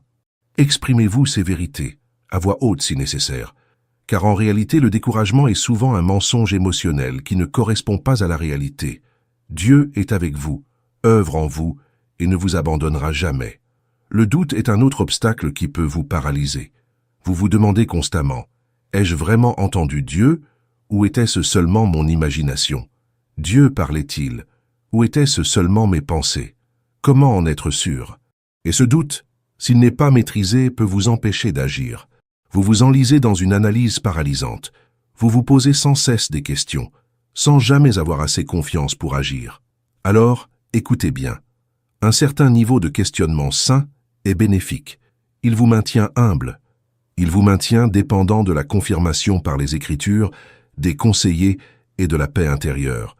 Il vous empêche de suivre chaque impression insensée qui vous traverse l'esprit en pensant que c'est la voix de Dieu. Mais la frontière est ténue entre un questionnement sain et un doute paralysant qui vous empêche d'agir. Si vous doutez constamment de tout au point de ne plus rien faire, le problème n'est pas un manque de clarté. C'est un manque de foi. C'est un refus de prendre des risques. Et suivre Dieu comporte toujours des risques, car on se fie à quelque chose qu'on ne voit pas pleinement. Il faut à un moment donné faire un pas en avant avec foi et confiance. Vous souvenez-vous de ce que nous avons dit sur les petits pas? Testez. Allez-y. Franchissez le pas en vous basant sur les meilleures informations dont vous disposez, les filtres que vous avez appliqués, la paix que vous avez. Et si vous vous trompez, Dieu est assez grand pour vous guider. Il n'est pas fragile. Ses plans pour vous ne sont pas si fragiles qu'un seul pas sincère mais mal avisé puisse tout ruiner. Il transforme même vos erreurs en bien, lorsque votre cœur se tourne vers lui. Et voici ce qui vous libérera. Dieu accorde plus d'importance à un cœur bien disposé qu'à des décisions parfaites. Il préfère que vous fassiez un pas imparfait avec un cœur humble et la volonté d'être corrigé, plutôt que d'être paralysé par le doute, sans rien faire. Alors prenez des risques, faites des erreurs, apprenez, grandissez. Tel est le chemin. La perfection n'est pas le but, car vous ne l'atteindrez jamais de ce côté-ci de l'éternité. Grandir dans l'intimité avec Dieu, grandir dans l'obéissance, grandir dans la transformation à l'image du Christ, tel est le but. Et vous y parvenez par le mouvement, non par la paralysie. La peur de l'échec est liée au doute, mais légèrement différente. Il s'agit précisément de la peur de prendre la mauvaise décision et d'en subir les conséquences douloureuses. Et si je choisissais le mauvais travail et détestais ma vie pendant 10 ans? Et si j'épousais la mauvaise personne? Et si je déménageais dans la mauvaise ville? Et si j'investissais dans la mauvaise entreprise et perdais tout? Cette peur peut être absolument terrifiante, mais voici ce que vous devez comprendre. Dieu n'est pas fragile, et vous n'êtes pas assez puissant pour anéantir complètement ses plans pour vous par une seule mauvaise décision. Si vous cherchez Dieu honnêtement, avec un cœur pur, en faisant preuve de sagesse au mieux de vos capacités, et que vous prenez une décision qui plus tard se révélera mauvaise, Dieu fera en sorte que cela contribue à votre bien. Regardez Pierre. Il a renié Jésus à 3 reprises. Ce fut une grave erreur, un échec cuisant à un moment crucial, mais Jésus l'a restauré et s'est servi de lui avec puissance pour bâtir l'Église primitive. Regardez Paul. Il a violemment persécuté les chrétiens avant sa conversion. Il avait totalement tort, faisant le contraire de la volonté de Dieu. Mais Jésus l'a intercepté, l'a réorienté et s'est servi de lui pour annoncer l'Évangile aux gentils. Regardez David. Il a commis l'adultère et le meurtre, des péchés horribles aux conséquences douloureuses. Mais il s'est repenti, et Dieu l'a appelé un homme selon son cœur. Voyez-vous le schéma? Dieu est expert dans l'art de surmonter les erreurs, les échecs et les mauvaises décisions lorsqu'un cœur est sincèrement tourné vers lui. Alors oui, prenez des décisions sages. Utilisez toutes les ressources dont nous avons parlé. Mais ne vous laissez pas paralyser par la peur. Si vous faites une erreur, confessez-vous, apprenez, adaptez-vous et passez à autre chose. La vie chrétienne ne consiste pas à ne jamais commettre d'erreurs. Il s'agit de revenir continuellement à Dieu, de grandir continuellement, d'être continuellement transformé. Vos échecs peuvent devenir vos plus grands outils de ministère, car vous pouvez réconforter les autres grâce au réconfort que vous avez reçu de Dieu au milieu de vos propres difficultés. Maintenant, parlons d'hygiène spirituelle. Tout comme vous avez des habitudes d'hygiène physique quotidienne pour garder votre corps propre et sain, vous avez besoin d'une hygiène spirituelle régulière pour garder votre âme pure et saine. Premièrement, réduisez intentionnellement le bruit. Soyez sélectif dans votre consommation. Quel type de médias absorbez-vous? Quel genre de musique écoutez-vous? Quelles émissions regardez-vous? Quels livres lisez-vous? Quelles conversations avez-vous? Quels environnements fréquentez-vous? Tout cela affecte profondément votre monde intérieur. Si vous consommez constamment du contenu négatif, violent, sexuellement explicite ou matérialiste, vous polluez votre esprit et votre âme. Et vous vous demandez alors pourquoi vous n'entendez pas clairement la voix de Dieu. Philippiens 4 et 8 vous donnent le filtre. Que tout ce qui est vrai, tout ce qui est honorable, tout ce qui est juste, tout ce qui est pur, tout ce qui est aimable, tout ce qui mérite l'approbation, ce qui est vertueux et digne de louange, soit l'objet de vos pensées. Voilà votre norme. Alors éliminez sans ménagement ce qui ne passe pas ce test, désabonnez-vous, ne suivez plus les comptes qui vous dépriment, désactivez les programmes qui ne vous édifient pas. Éloignez-vous des environnements toxiques. Et au lieu de cela, imprégnez-vous intentionnellement de ce qui est bon. Musique de louange, podcast inspirant, livres qui vous rapprochent de Dieu, conversations profondes et enrichissantes. Vous devenez ce qui vous entoure, alors choisissez avec sagesse. Deuxièmement, ordonnez votre environnement physique. Cela peut paraître superficiel, mais l'ordre physique a quelque chose de profondément spirituel. Le désordre extérieur reflète et contribue souvent au désordre intérieur. Quand votre espace est chaotique, votre esprit a tendance à l'être aussi. Alors, faites du rangement. Rangez votre chambre, votre bureau, votre voiture. Donnez ou jetez les objets dont vous n'avez pas besoin. Créez des espaces propres et ordonnés. Et surtout, créez un espace dédié aux rencontres avec Dieu. Il n'est pas nécessaire qu'il soit grand ou élaboré, mais un coin spécifique que vous gardez bien rangé, avec votre Bible et votre journal à portée de main, afin que, lorsque vous y entrez, vous sachiez exactement à quoi il sert. Cela honore Dieu et vous aide à vous concentrer. Troisièmement, gérez vos émotions de manière proactive. Les émotions non traitées créent un bruit spirituel intense. Si vous portez de la douleur, du ressentiment ou de l'amertume envers quelqu'un qui vous a blessé, cela criera plus fort que la voix de Dieu. Si vous portez de l'anxiété concernant vos finances, votre santé ou votre avenir sans la confier à Dieu, elle dominera vos pensées. Si vous portez de la tristesse, du chagrin ou une douleur profonde et que vous essayez simplement de l'ignorer ou de la réprimer, elle se déversera de manière destructrice. Alors, apprenez à la gérer. Cela peut impliquer de consulter un conseiller chrétien professionnel. Cela peut impliquer d'avoir des conversations franches et ouvertes avec des amis de confiance. Cela peut simplement signifier tout confier à Dieu dans une prière d'une honnêteté brutale. David l'a fait constamment dans les psaumes. Il ne cachait pas ses émotions. Il les déversait devant Dieu, honnêtement et parfois brutalement. colère, confusion, peur, désespoir. Tout était là. Mais après les avoir déversés, il revenait toujours à la vérité sur Dieu et choisissait de lui faire confiance. Faites de même. Ne prétendez pas que tout va bien alors que ce n'est pas le cas. Dieu le sait déjà de toute façon. Soyez honnête avec lui. Et après les avoir déversés, choisissez l'adoration. Choisissez la gratitude. Choisissez la confiance. Cela ne nie pas vos émotions. Cela les place dans le contexte plus large de la fidélité de Dieu. Laissez-moi vous donner un petit tableau mental pour les décisions quotidiennes lorsque vous manquez de temps pour un long processus. 5 questions de vérification rapide. Premièrement, est-ce que cela glorifie Dieu? Si vous savez que la réponse est non, vous avez déjà la réponse. Ne le faites pas. Deuxièmement, est-ce clairement conforme aux principes bibliques? Si cela contredit les Écritures de quelque manière que ce soit, ne le faites pas. Troisièmement, y a-t-il une paix intérieure profonde ou un malaise persistant à ce sujet? Une paix profonde est un feu vert. Un malaise persistant est un feu jaune ou rouge. Approfondissez vos recherches. Quatrièmement, est-ce que cela vous rapproche du dessein de Dieu pour votre vie ou vous en éloigne? Soyez franc avec vous-même. Cinquièmement, si votre enfant faisait ce choix, l'approuveriez-vous? Parfois, regarder de l'extérieur vous donne une perspective que vous n'avez pas quand il s'agit de vous.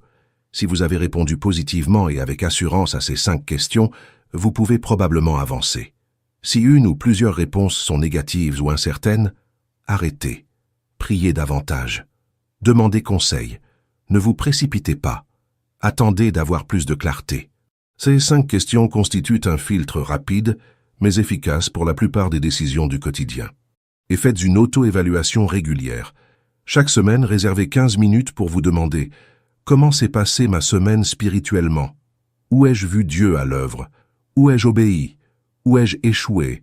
Quel schéma observe-je, bons ou mauvais? » Chaque mois, faites une évaluation plus approfondie. Est-ce que je progresse ou stagne? Suis-je plus proche de Jésus que le mois dernier en patience, en amour, en générosité et en humilité? Y a-t-il des péchés récurrents que je dois aborder plus sérieusement? Quels ajustements pratiques dois-je faire? Cette auto-évaluation honnête est essentielle, car sans elle, vous risquez de tourner en rond sans vous en rendre compte. Et lorsque vous identifiez des domaines nécessitant des changements, ne vous laissez pas engluer dans la culpabilité. La culpabilité qui vous paralyse ne vient pas de Dieu. La conviction qui vous pousse à changer, elle, oui. Alors confiez-vous à Dieu, confessez-vous, acceptez le pardon et faites des ajustements concrets et mesurables. Voici une vérité puissante qui doit pénétrer au plus profond de votre être. Écouter Dieu est le fruit de la constance et non d'expériences extraordinaires.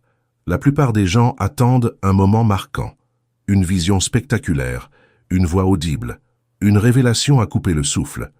Et si Dieu peut et accomplit parfois des choses extraordinaires, la grande majorité de la marche chrétienne se construit par une fidélité quotidienne, dans de petits moments sans excès. C'est au petit déjeuner, priez rapidement pour la journée. C'est dans les embouteillages, remercier au lieu de se plaindre. C'est au coucher, méditer sur ce que Dieu vous a enseigné. C'est dans les conversations difficiles, demander la sagesse en temps réel.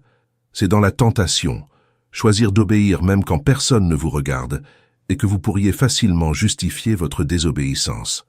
Ces petits actes d'obéissance constants, accumulés au fil des mois et des années, forment une vie qui entend clairement la voix de Dieu. Non pas parce que vous êtes spécial, mais parce que vous êtes fidèle. On pense souvent que les géants de la foi ont pris des raccourcis, qu'ils avaient un accès privilégié à Dieu. Mais en étudiant leur vie de près, on découvre qu'ils étaient des gens ordinaires, ayant choisi une constance extraordinaire. George Muller a prié chaque jour pour 2 amis pendant plus de 60 ans. 60 ans de prière fidèle. Et tous 2 se sont convertis, l'un peu avant, l'autre peu après la mort de Muller. 60 ans. Ce n'est pas du sensationnalisme spirituel. C'est une fidélité inébranlable. Et c'est cette fidélité qui a permis à Muller d'entendre si clairement la voix de Dieu dans d'autres domaines également. Il a géré des orphelinats entiers uniquement par la prière, ne demandant jamais publiquement de dons, demandant seulement à Dieu, et Dieu a toujours pourvu à son moment. Comment avait-il une telle confiance? Parce qu'il avait une longue tradition de fidélité à Dieu. Il connaissait la voix de Dieu parce qu'il passait des heures chaque jour en sa présence. Ce n'était pas de la magie, c'était une discipline constante. Alors cessez de rechercher l'extraordinaire comme si c'était votre but. Embrassez l'ordinaire fidèle. Dieu honore la constance. Il répond à la persévérance. La veuve de la parabole de Jésus a obtenu justice, non pas parce qu'elle avait de l'argent, des relations ou de l'influence. Elle l'a obtenue parce qu'elle n'a pas abandonné. Elle a continué à frapper à la porte du juge jusqu'à ce qu'il réponde. L'ami qui a frappé à minuit pour demander du pain ne l'a pas reçu parce qu'il était son meilleur ami. Il l'a reçu parce que son insistance importune a finalement poussé l'homme à se lever et à lui donner ce dont il avait besoin. Jésus a utilisé ces paraboles spécifiquement pour enseigner la prière. Dieu ne vous cache pas sa voie. Il ne se montre pas difficile. Mais il teste votre véritable volonté d'écouter suffisamment pour persévérer quand ce n'est pas facile, quand ce n'est pas passionnant, quand il s'agit simplement du travail difficile et souvent peu prestigieux de la fidélité quotidienne. Et voici le point crucial qui résume tout. La vérité centrale de tout ce que nous avons discuté. Le but ultime n'est pas seulement d'entendre la voix de Dieu. Le but est d'obéir à ce que l'on sait déjà et de persévérer dans la foi.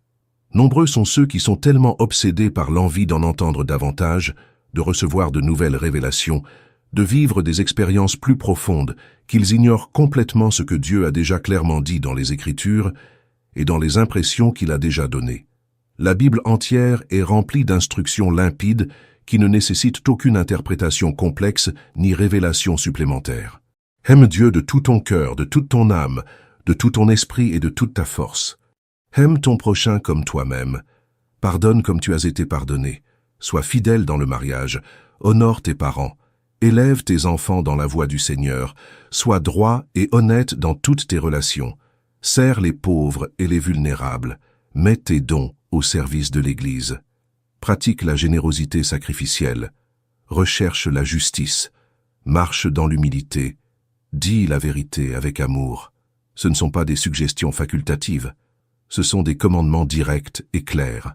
Et la grande majorité de ceux qui disent ne pas entendre la voix de Dieu n'ont pas besoin de plus de révélations. Ils ont besoin d'obéir davantage à ce qu'ils savent déjà. Car voici la réalité. Si vous voulez entendre davantage de Dieu, commencez par obéir à ce qui est déjà clair comme de l'eau de roche. Jésus a dit dans Jean 14, 21, « Celui qui a mes commandements et qui les garde, c'est celui qui m'aime. Et celui qui m'aime sera aimé de mon Père, et je l'aimerai, et je me manifesterai à lui. Je me manifesterai. » Jésus promet de se révéler davantage à ceux qui obéissent. Alors, si vous demandez davantage à Dieu tout en ignorant ce qu'il a déjà dit, vous lui demandez en réalité de gaspiller plus de paroles pour vous. Pourquoi vous donnerait-il plus de lumière si vous ne marchez pas dans la lumière que vous avez déjà? Alors soyez honnête. Qu'est-ce que Dieu vous a montré auquel vous n'avez pas obéi? Je vous garantis qu'il y a quelque chose. Pardonnez à cette personne. Abandonnez cette habitude. Soyez généreux envers les personnes dans le besoin. Excusez-vous pour vos erreurs. Soyez plus présent auprès de votre famille. Travaillez avec plus d'excellence et d'intégrité. Servez plus fidèlement. Vous savez ce que c'est. Arrêtez de faire semblant de ne pas savoir. Et allez-y, aujourd'hui, pas demain quand vous vous sentirez plus prêt. Aujourd'hui. Et remarquez comment, en obéissant à ce que vous savez déjà, vous avez plus de clarté pour l'étape suivante. La vérité la plus simple et la plus profonde est la suivante. La voix de Dieu a toujours été présente, depuis la nuit des temps. Il a créé l'univers par sa parole. Il a marché avec Adam dans le jardin à la fraîcheur du jour. Il a appelé Abraham à sortir d'Ur. Il a lutté avec Jacob au gué de Jabbok. Il a délivré Israël d'Égypte par des miracles et des signes. Il a parlé par des prophètes comme Isaïe, Jérémie et Ézéchiel. Il s'est incarné en Jésus, le Verbe fait chair. Il a envoyé le Saint-Esprit habiter en chaque croyant. Dieu est, par sa nature même, un Dieu qui parle, qui communique, qui se révèle. Il n'est ni distant, ni silencieux, ni indifférent. Il appelle, murmure, guide et attire constamment. Le silence n'a jamais été sa préférence. La distance n'a jamais été son choix. Il désire une communion intime avec vous, plus que vous ne la désirez avec lui. Le problème n'a jamais été son refus de parler. Le problème a toujours été notre incapacité ou notre volonté d'écouter. Et le secret pour changer cela n'est pas compliqué, même si c'est un véritable défi. Le secret est de faire de la place dans votre agenda, en supprimant les choses moins importantes et en donnant la priorité au temps passé avec lui. De la place dans votre esprit, en réduisant le bruit et les distractions qui étouffent sa voix. De la place dans votre cœur, en confessant les péchés qui créent des barrières, en abandonnant les idoles qui lui font concurrence, en renonçant aux objectifs égoïstes qui vous empêchent d'entendre ce qu'il veut vraiment dire. Lorsque vous faites une place sincère et que vous invitez Dieu à la remplir, il vient. Il vient toujours lorsqu'il est sincèrement invité. Apocalypse 3:20. Voici, je me tiens à la porte et je frappe. Si quelqu'un entend ma voix et ouvre la porte, j'entrerai, je souperai avec lui et lui avec moi. Dieu frappe à la porte de votre cœur en ce moment même. L'écoutez-vous? Allez-vous l'ouvrir? Imaginez votre vie dans 1 an, si vous mettez fidèlement en pratique tout ce que nous avons vu aujourd'hui. Imaginez-vous vous réveiller chaque jour avec une compréhension claire de la volonté de Dieu pour ce jour-là. Imaginez-vous prendre des décisions avec une confiance croissante, car vous avez appris à discerner sa voix à travers de multiples filtres. Imaginez des relations restaurées parce que vous avez obéi à l'appel de Dieu au pardon et à la réconciliation. Imaginez un objectif clair et net émerger parce que vous avez cessé d'errer sans but et commencé à suivre sa direction précise. Imaginez une paix profonde et inébranlable, même dans les circonstances difficiles, car vous savez non seulement l'espoir, mais aussi que Dieu est avec vous, vous parle et vous guide à chaque pas. Cette vie n'est pas un fantasme réservé aux super saints. C'est la vie chrétienne normale que Dieu a prévue pour chacun de ses enfants, y compris vous, plus précisément pour vous. Mais cela exige une décision. Pas une décision émotionnelle et superficielle que vous prenez aujourd'hui sous le coup de l'excitation et que vous oubliez demain une fois l'émotion retombée. Une décision ferme et concrète, suivie d'une action cohérente et disciplinée. Vous devrez dire non aux choses qui accaparent actuellement une grande partie de votre temps et de votre attention. Vous devrez créer de nouvelles routines et les défendre lorsque d'autres personnes ou circonstances tenteront de les envahir. Vous devrez vivre une période inconfortable pendant quelques semaines ou quelques mois, le temps que de nouvelles habitudes se forment et que les anciennes disparaissent. Vous devrez affronter votre péché avec plus d'honnêteté et de radicalité qu'à l'accoutumée. Vous devrez faire davantage confiance et moins contrôler, ce qui va à l'encontre de tout instinct naturel. Ce ne sera pas facile. Personne ne l'a dit, mais cela en vaudra indéniablement la peine, car ce qui est en jeu, ce n'est pas seulement d'entendre la voix de Dieu comme un tour de passe-passe. Ce qui est en jeu, c'est toute la trajectoire et le but de votre vie. Il s'agit de vivre la vie abondante pour laquelle vous avez été créé, au lieu de vous débattre péniblement dans une version diluée et sans vie. C'est connaître intimement le Créateur de l'univers, plutôt que de le connaître simplement de manière théorique. C'est faire une différence éternelle dans la vie des gens, plutôt que de simplement consommer de l'oxygène pendant 70 ou 80 ans et de disparaître sans impact réel. Et la beauté incomparable réside dans le fait que vous n'êtes pas seul sur ce chemin. Dieu lui-même, par le Saint-Esprit qui est en vous, s'engage à votre croissance. Il s'intéresse davantage à vous apprendre à l'écouter qu'à vous apprendre. Imprégnez-vous-en. Il désire cela plus que vous. Il travaille activement, constamment et sans relâche pour vous rapprocher de lui, pour vous parler plus clairement, pour vous guider avec plus de confiance. Et toute une communauté de croyants chemine sur le même chemin. Vous n'êtes pas le premier à vous débattre avec ces questions. Des géants de la foi avant vous ont lutté avec les mêmes questions, ont appris les mêmes principes par essais et erreurs, et ont laissé des témoignages et une sagesse pour vous encourager.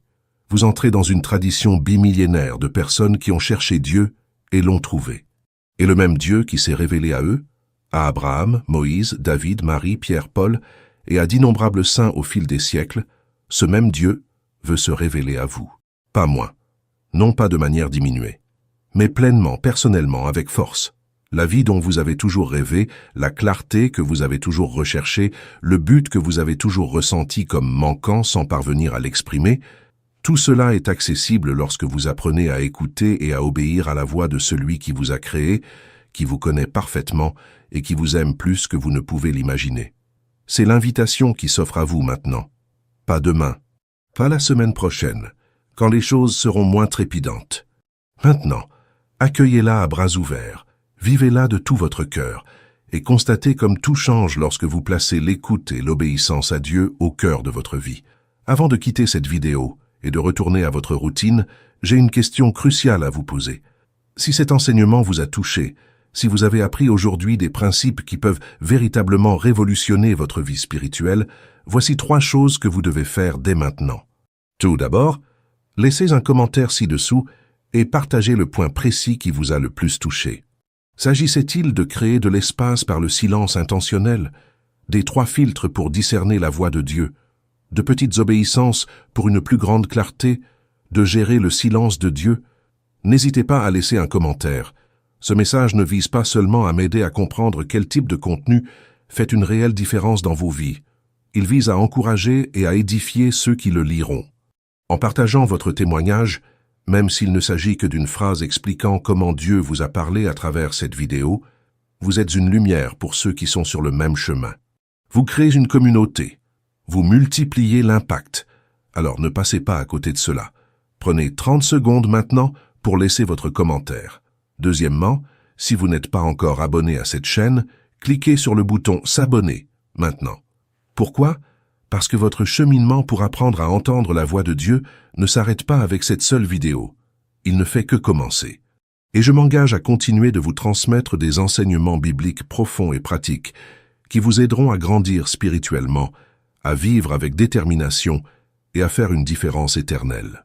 En vous abonnant et en activant la cloche de notification, vous êtes assuré de ne manquer aucune des prochaines vidéos qui continueront de consolider ce fondement.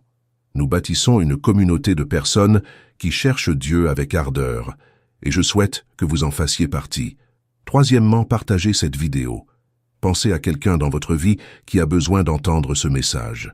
Un ami qui peine à trouver sa voie. Un membre de votre famille qui se sent éloigné de Dieu. Un membre de votre Église qui exprime sa frustration de ne pas entendre la voix de Dieu. Téléchargez le lien de cette vidéo et envoyez-la à cette personne dès maintenant.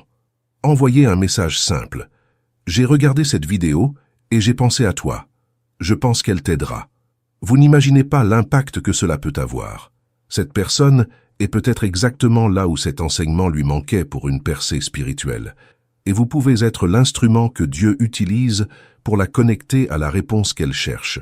Pour résumer, commentez ci-dessous le point qui vous a le plus marqué.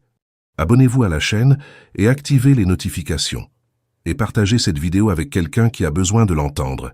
Ces 3 actions simples multiplient considérablement l'impact de cet enseignement et m'aident à continuer à créer du contenu qui fait vraiment la différence dans la vie des gens. Et n'oubliez pas, Dieu parle. Il l'a toujours fait. La question est, ferez-vous ce qu'il faut pour l'écouter? Créerez-vous l'espace nécessaire? Appliquerez-vous les principes? Obéirez-vous à ce que vous savez déjà? Persisterez-vous dans le silence? Ferez-vous cela un style de vie et non pas seulement une information intéressante?